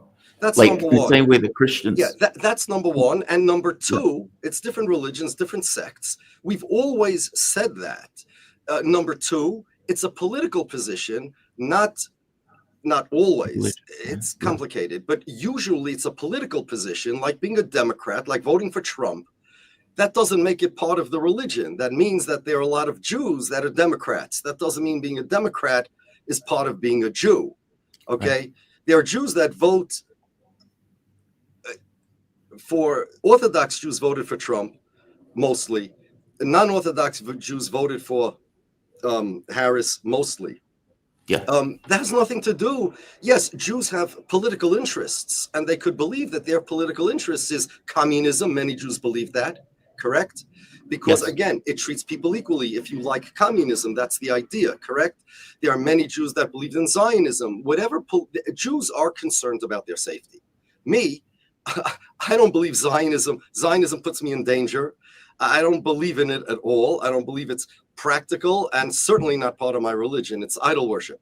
But there are Jews that have various political beliefs, primarily because of anti-Semitism, which is racism isn't exclusive to Jews, but anti-Semitism. And I know somebody in the comments is going to write that there are other Semites besides Jews. So let's rephrase it. Jew hatred is unique to Jews. So Jews are concerned about that. How they deal with that doesn't mean that's part of their religion. Thirdly, that the Jewish religion is not like the Christian religion. There is no the church that decides what the religion is. The religion was given to Moses on Mount Sinai, and it does not evolve. Throughout history, we've had idol worshipers in the days of the prophets that say that the majority of Jews worshipped idols at certain times. And the prophets, there are false prophets, but the true prophets said, you are not practicing Judaism. So they try to kill those prophets. Today's idol worshipers are like today's Zionists are like the idol worshipers in those days.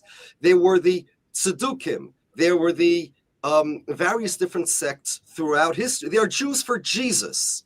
If the majority of Jews would become Jews for Jesus, does that mean now I'm not really practicing Judaism? Does that mean Judaism evolved? In fact, as you surely know, at the beginning of Christianity, it was a Jewish sect, right? Jesus was born a Jew, right? It was a Jewish sect. They believe, and there are Jews today, Messianic Jews, that don't believe in Christianity. They don't believe Jesus is God, but they believe Jesus is the Jewish Messiah, okay? There's a sect like that. One cannot accuse them because they're a minority of not being real Jews. One can say, I can show you the texts that prove you're wrong, and they'll come and they'll say, no, we'll show you the texts that we're right. And that's how Judaism is determined. If the majority of doctors on this planet decided that social distancing is a way to manage COVID, that doesn't mean the medical that doesn't mean the science of medicine says that. The science of medicine is judged objectively by the science of medicine, and the science of Judaism is not judged. There is no church that gets to decide what Judaism is. I see. You're saying they're different. Secondly, the numbers are way, not only the Pew survey. Let's just take what we observe. The largest community of Jews in the world are the Satmar Hasidim. Okay. They are the biggest anti-Zionists in this country. They have, I sent you some clips. We didn't have time, I guess, to play them. I spoke for them we filled the Barclays Center in Brooklyn. They play basketball games over there. We filled the Barclays. There are about 20,000 Jews over there, approximately. Anti-Zionist rally. Another group of them filled the Nassau Coliseum. There are about also, I don't know, maybe 15,000 Jews there. There were rallies, anti-Zionist rallies that involved that group and others as well. 40,000 Jews came out in Foley Square. Now, amongst these Jews, there are those that'll say, well, most of them will say, no, we hate Hamas. Hamas are terrorists, right? And some people will say, oh, look, see, they're Zionists. They're pro-Israel. They will say, and take me, okay? I'm an anti-Zionist, all right? I don't want Hamas to destroy Israel. I don't want Jerusalem to be bombed. I don't want Iran to shoot missiles all over Israel, killing the civilians. I do not want that. Right. So now somebody's going to take a survey and say, Yaakov Shapiro supports Israel. No, I do not support the ideology of Israel as a Jewish state. I do not support what they are. I want Israel to become Herzlstan and become a one-man, one-person state, separate church and state, and become like the United States of America. I want Benjamin Netanyahu to go to the United Nations and say, how do we get out of this mess? I do recognize a security issue if they try to do that, but they should try to do something about it. I am an anti-Zionist, okay? But let's not take, those are the Satmar Hasidim. Now let's take the non-Hasidic. Let's take the institutes of higher learning where Judaism is really expounded.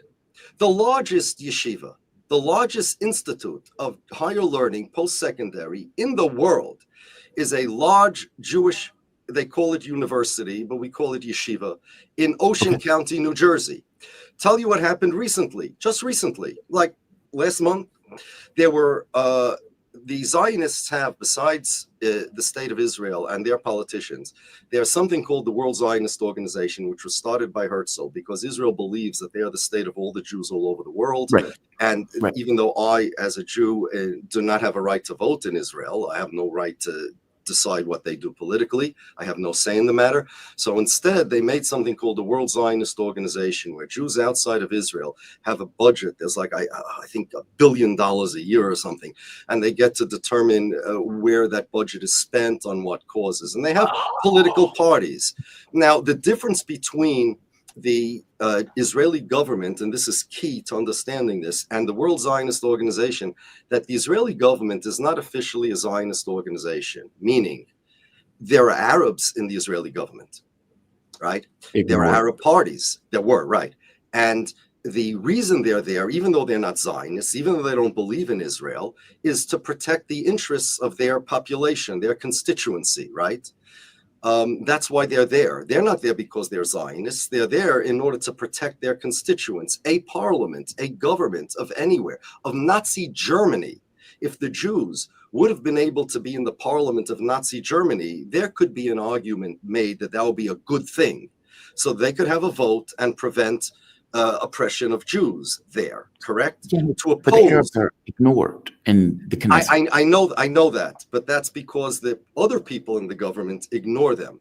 What I'm arguing is that the Arabs would want to be not ignored.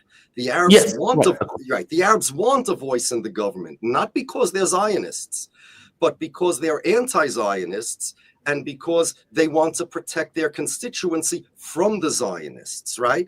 So being part of the Israeli government does not imply, there's an argument that could be made both ways. And I know both the Arabs and the Haredim have people on both sides of this argument. An argument could be made that being part of the Israeli government is tacit approval of Israel, of said government, or an argument could be made, like those Arabs who want more of a voice, that being part of the Israeli government isn't tacit approval of anything. It's only tacit approval of your population's interests. Right. The Haredim are the same. This World Zionist Organization, however, is made only for Zionists. It doesn't represent the population. You need to actually sign that you're a Zionist. Wow. Okay? Now, there's a campaign recently, starting 200, and every 5 years they have elections. In 2005, was just recently, there was elections in America. In other countries, the elections are still going on for this World Zionist Organization, for this $1 or $2 billion budget or something that's going on, that's divided up. And there were Orthodox Jews, similar to me, but much more left-wing, much more Zionist, that said, we're making a party and we're having the regular ultra-Orthodox Jews. We're not promoting Zionism. We're not. We want to use money the money that they have, this big budget, to protect our interests, right? Mm-hmm.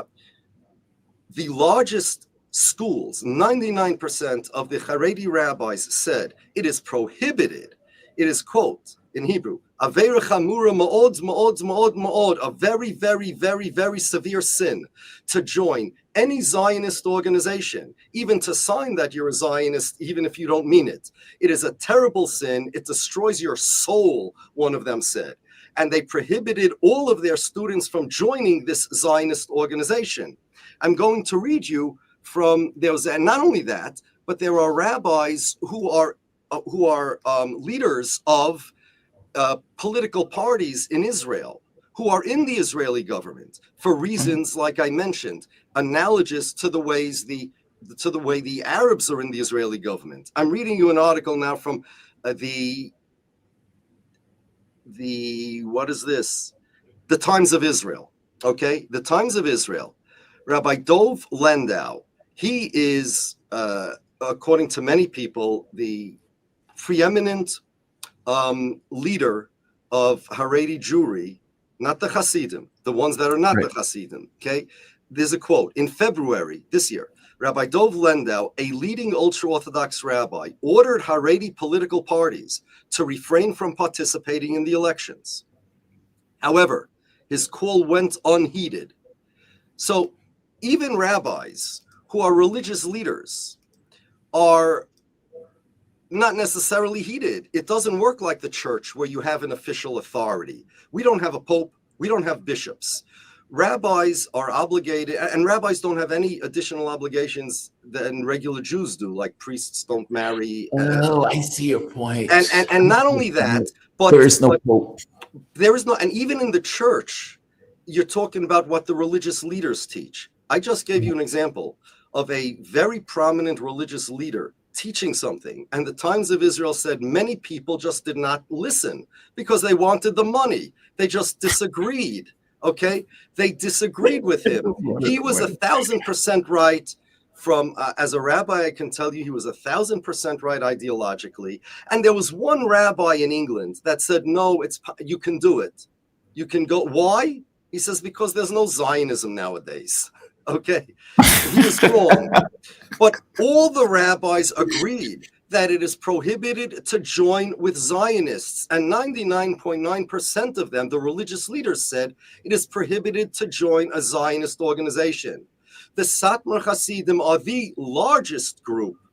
No, the left-wing anti-Zionist Jews cannot fill up, nor did they ever, the Nassau Coliseum or the Barclay Center. This is where like the Nets play, okay? Yeah. They cannot fill it up with their people for an anti-Zionist rally. These Satmar anti-Zionist Jews can do it like that if they're willing to spend the money. There's a lot of money to rent out these places, right?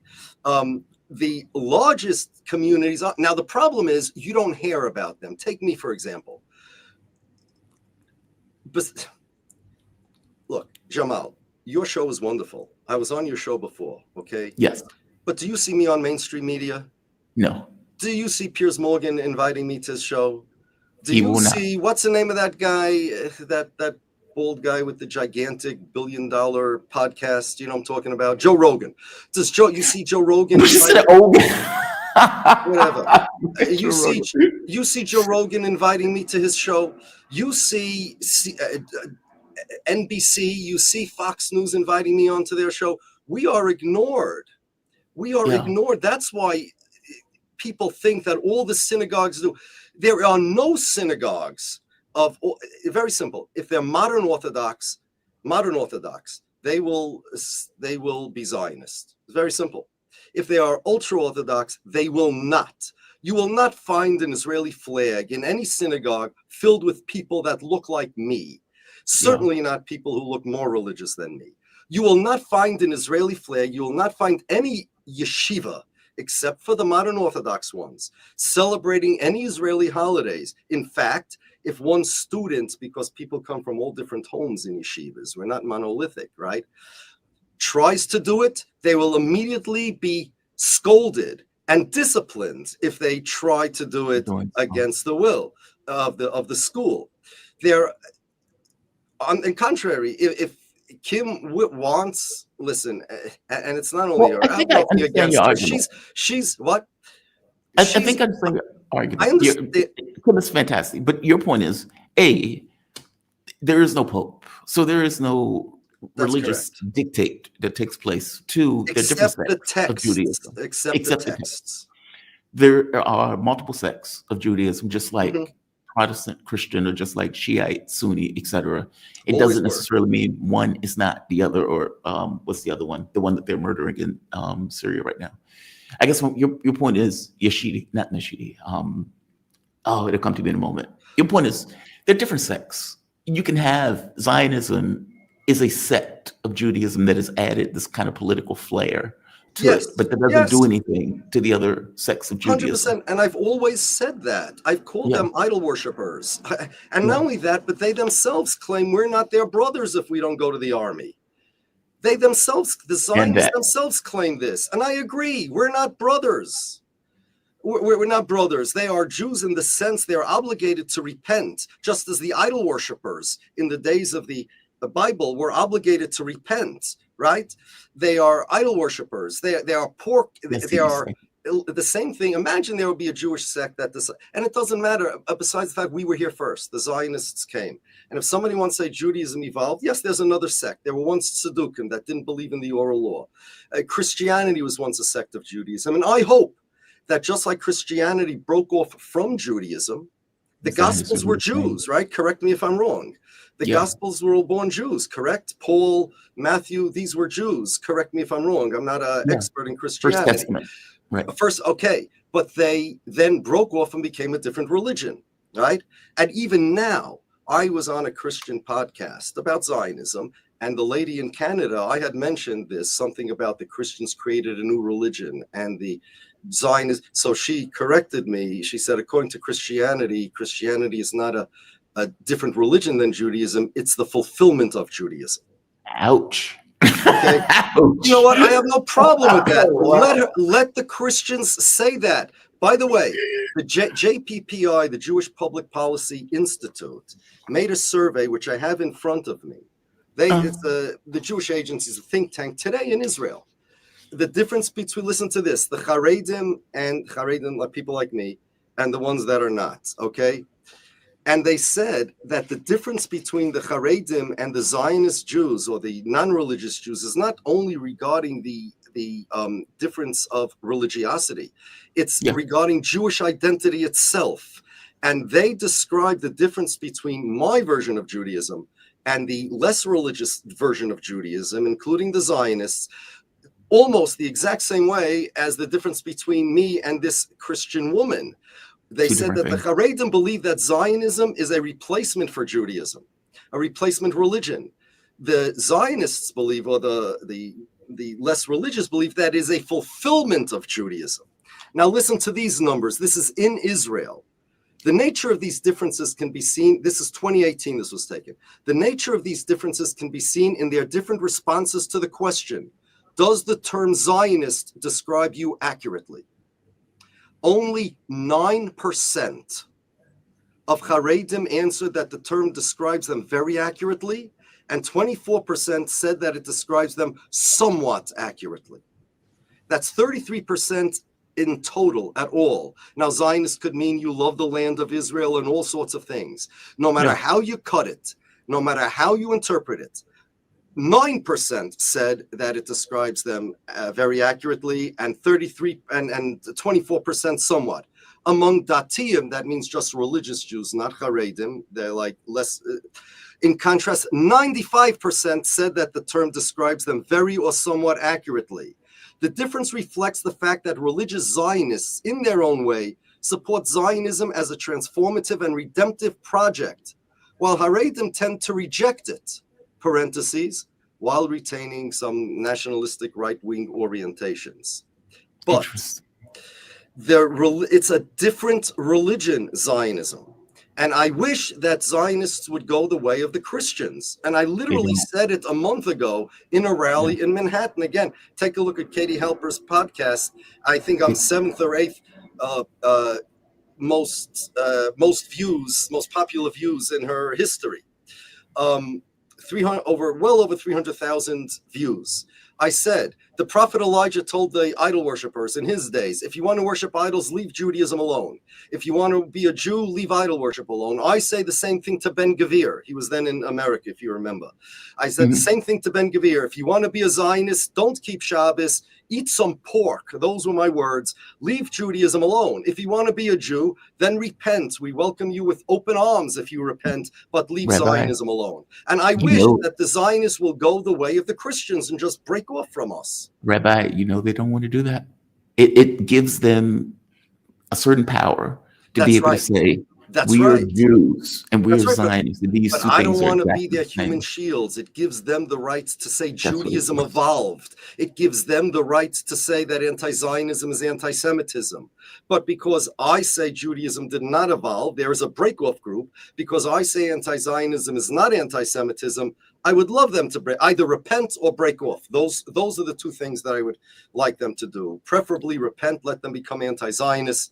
But if they insist on being Zionists, let them go. Something else. Rabbi, I love that last quote. I don't want to be their human shields. I don't want to be there. I love that.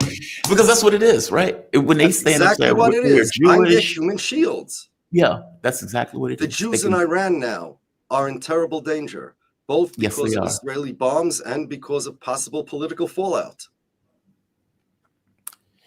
Rabbi, thank you for this.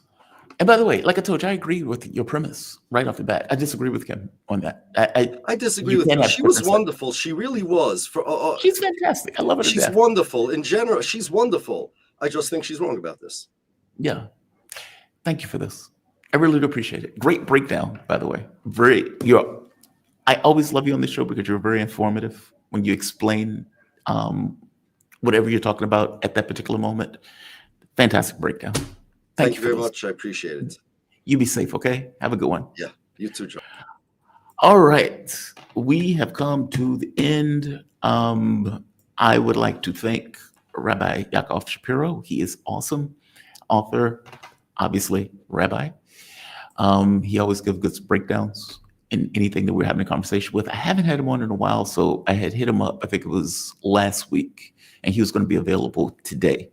I did not know that Kim was going to be on the show. It just so happened that it ended up that way. When I spoke to Kim, she was in Italy. Usually she can't come on the show because of the time scale. And so her coming on the show was not necessarily planned. All right, we've come to the end. There are a lot of chats that we need to get through. So let's do the thing and get through the chats. Let's say, please ask the Rabbi to explain Messianic Christian and Jewish view on the current genocide from the perspective and give his take on it. Oh, Jesus Christ. Obviously, he's not for the genocide. Obviously, he doesn't think that Israel should function in the way that it does. He believes in one man, one vote. So by definition, he's going to be against it. There's a Messianic complex. From his point of view, these are two different religions. He believes that they're using real Judaism as a human shield in order for them to say the Holocaust, this is blood libel, this is et cetera, meaning all of the tropes that they effectively throw out anytime you criticize the state and the political entity of Zionism, that they're using Judaism as a shield against those things by immediately calling everything anti-Semitic. He's against those things, obviously. I mean, you can listen to the way he's talking about it. The rabbi is not addressing Kim's argument, but he is. In fact, he addressed all of our arguments. Kim's main and I think strongest argument was effectively that this is a preeminent component of Judaism. And his point is, it is not. And not just this is not the preeminent component. These are different things. It would be like saying Protestants aren't Christians, or Catholics aren't Christians, or Baptists aren't Christians. Okay, well, all of these groups are Christians. They're just different sects of the same religion. I hope you get my point. He is addressing your points. If, you know, it's not Jamal's fault. The rabbi would not let Jamal speak. He did let me speak. I assume the rabbi listened to Kim's argument, and therefore he is not disingenuous.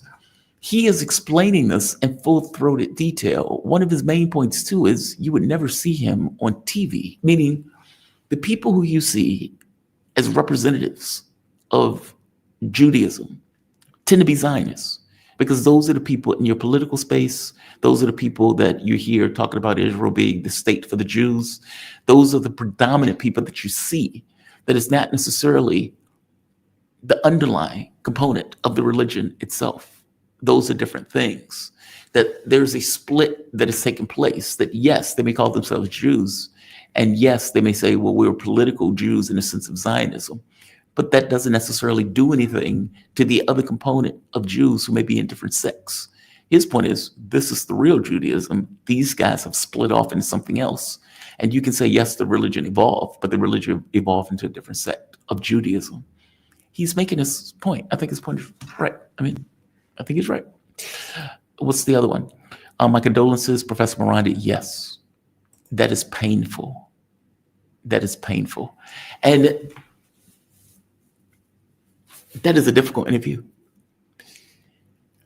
I feel like I can't ask what I want to ask.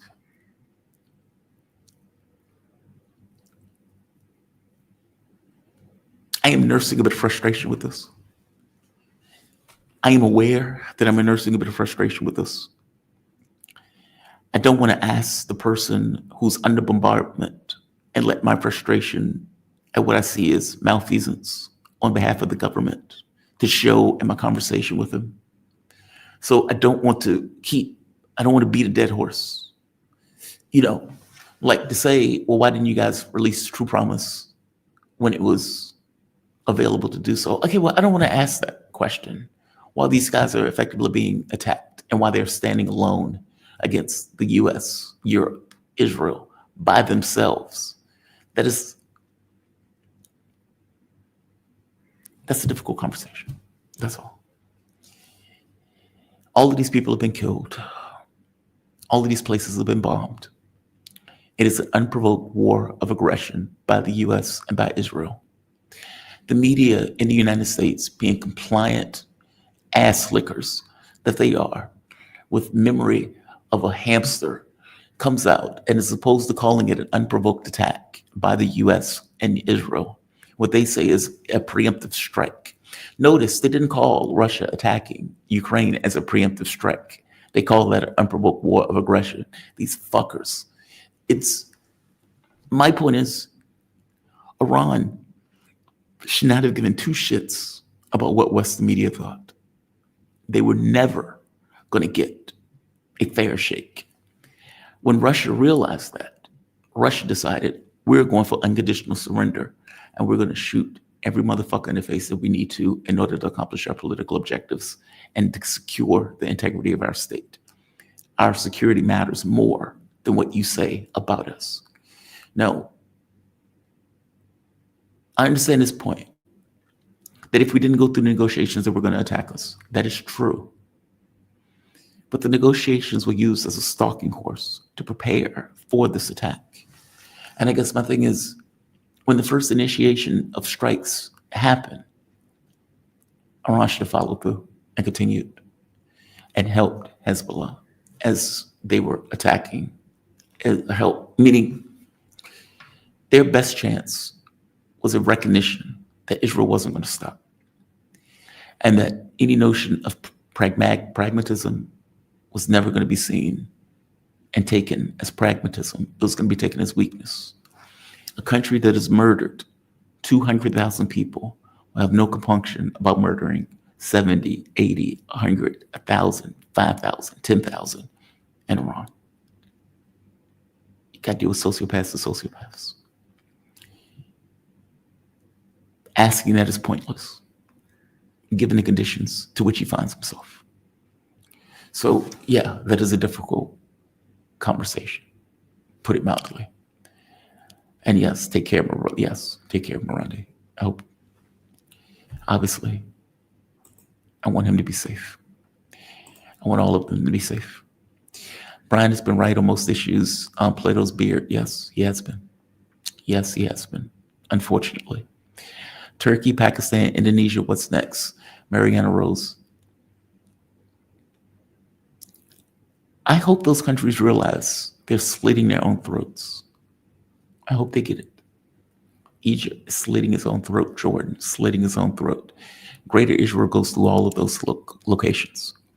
And when the dominant power falls, they're easy pickings.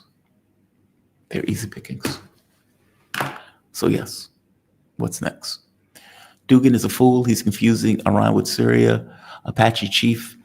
I don't think he's confusing it with Syria, but he has been saying some wild and ridiculous shit recently. He put a tweet out, and yeah, I bashed him for the tweet. And somebody was like, hey man, you shouldn't hit him that hard. He's saying insane stuff. Now, that's either true or false. That's not an opinion piece. That's either true or false.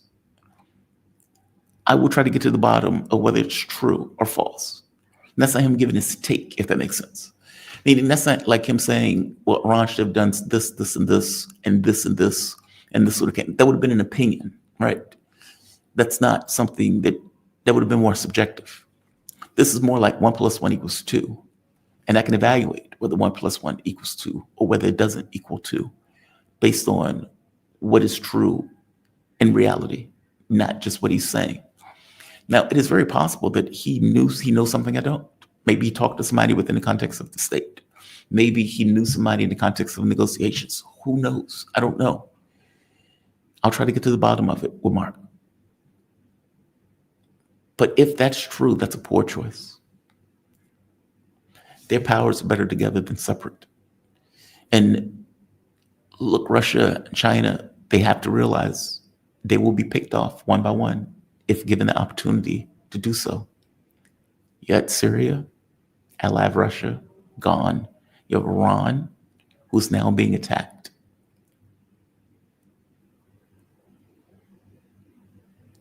And yeah, Russia would be, I sent a text message to Mark. I said, if Russia can't show material benefit for its friends, at some point it's going to be friendless. I think that's true. I think it's true. Christopher Dabble, was it Dubble? It's about stopping an alternative banking system. It's not just that. It's not just that. I mean, look, the U.S. had as a strategy when the Soviet Union fell to never let another government rise up to rival the power of the U.S. It wanted global supremacy. China and Russia as a unit bucks that trend. China, Russia, Iran as a unit, even more so. The currency or the global new currency alternative will be coming from all of the BRIC states, not just one or two, even though an argument can be made that Russia and China are the beating heart, one militarily and the other one industrial. So fair enough, but I think it goes beyond that. There are resources in Russia that they want to exploit. There are resources in Iran that they want to exploit. Getting rid of Iran isolates, or at the very least splits China and Russia. There are material, geopolitical reasons for this that have been in the works for a very long time. Donald Trump has no interest in a deal with Russia. What he wants is to freeze the conflict so he can come back to Russia at a more opportune time for them to pick Russia off in a way that they're trying to do Iran right now. I hope you understand. It goes beyond just the banking sector. It goes into geopolitical interests also from the the vultures who are effectively pushing through these policies. Alexander G. Brian, smart as he is not ready to talk about the Jews yet. He will, but it's going to take years. I've seen this before. The Jews. Okay. KN, what is that? Green. I just read Russia has nuclear weapons and is being attacked with proxy war. So much for deterrence. Is a bomb. Well, personally, I thought Iran should have had a bomb by now. I think it's good sense. If Iran had a nuclear bomb, Iran doesn't get attacked. I mean, honestly, I feel like it's malfeasance on behalf of the government for not getting that bomb, if I'm being bluntly honest with you. North Korea is not going to be attacked because North Korea has a nuclear bomb. The best thing that North Korea can do for Iran is give Iran a nuclear weapon. Just saying. Same thing with Pakistan. If Pakistan is concerned about its well-being, the best thing for Pakistan is to give Iran a nuclear bomb or put Iran under its nuclear umbrella. Pakistan is not going to do that because of the relationship between the United States and the Pakistani military. I hope these governments realize, though, that as Iran goes, so go them. And while they're sitting, bonesaw, nappy beard, is sitting there in Saudi Arabia assisting in this nonsense in regards to opening their airspace. Jordan, same thing. Egypt, same thing. Basically, meaning helping this lunatic government at the behest of the West. Do they honestly believe that the United States is going to protect them when Israel is finished with Iran and goes after their governments? It will not. It will not. A decapitation strike was threatened since the Biden administration. Yes, Trump delayed it by 6 months, and Iran was still unprepared and punked by Israel. Doc, TJ04. No comment. Daniela Modus Cutter, those drones were from Iraq factions, not Iran. What do you mean, those drones were from Iraqi factions, not Iran? What do you mean? Well, Marandi is saying that some of the news that is out is not entirely true. By the same token, it's hard to know in the fog of war what's true and what's false. It does seem that Israel was able to hit Iran. I have not seen huge videos of air defense that have come up in a sense to protect Iran from these strikes. So I don't know. Iran is the last of the 7 nations on the list. General Wesley Clark was talking about this almost 20 years ago. Yeah, I've shown the video twice, Dana. You're absolutely right. All right. As you can tell from my speech, I'm dragging ass, so I'm going to end this. I want to thank all of you for joining me. This has been a difficult day, to put it mildly. However difficult it is for me, obviously, for Marandi and the people in Iran, it is much more difficult. If I believed that there was a God above that cared, I would say they're in my prayers. I do accept, in an esoteric sense, that there may be a psi function that is a part of every human being, and that directed intention can change the context of how things go in probabilistic scales. But that's a little bit different than have a sky God come to anybody's rescue. I will say my hopes are with them. I can say that, and I can say that honestly. I can say I hope they destroy their enemies, every last one of them. Everybody has raised a hand against them. I hope they can destroy their enemies because they are by themselves. They're alone. I don't believe that Russia is going to come to their assistance, even though they came to Russia's assistance. I don't believe China is going to come to their assistance. We'll see how it turns out. Obviously, they have my best wishes, and I wish them the safety. Wanda, USA, Zionists are atheists, so they can afford to use Iran, Russia, etc. religion against them. Not all of them are atheists. Some of them are. I mean, you do have atheistic Jews. But I think the rabbi nailed it. They use the religion as a human shield. I think that's it. Zionism, in and of itself, is a political movement. It has no credibility by itself for anything. But if you could pretend as if these things are the same or these things are similar, then you can somehow ape as if you're some kind of religious or cultural religious movement of sorts and pretend they're the same thing. So any attack on what you are doing as design as a political entity, you could pretend as if, oh my God, this is Blood Bible. Oh my God, this is anti-Semitic. Oh my God, this is whatever the fuck you want to add to it to try to get around the fact that you're murdering people left and right, that your moral compass doesn't exist, and that you're effectively sociopaths and psychopaths that have decided to create this quote unquote greater Israel over the skulls and rivers of blood of all of these other people who just so happen to be on the land that you want to take. It's deeply unfortunate. We will see what happens in the coming days. We'll see. I'm going to say like, I'm going to say share, I'm going to say subscribe, and I will see you guys bright and early Monday morning. To all of you, be safe. Have a good one.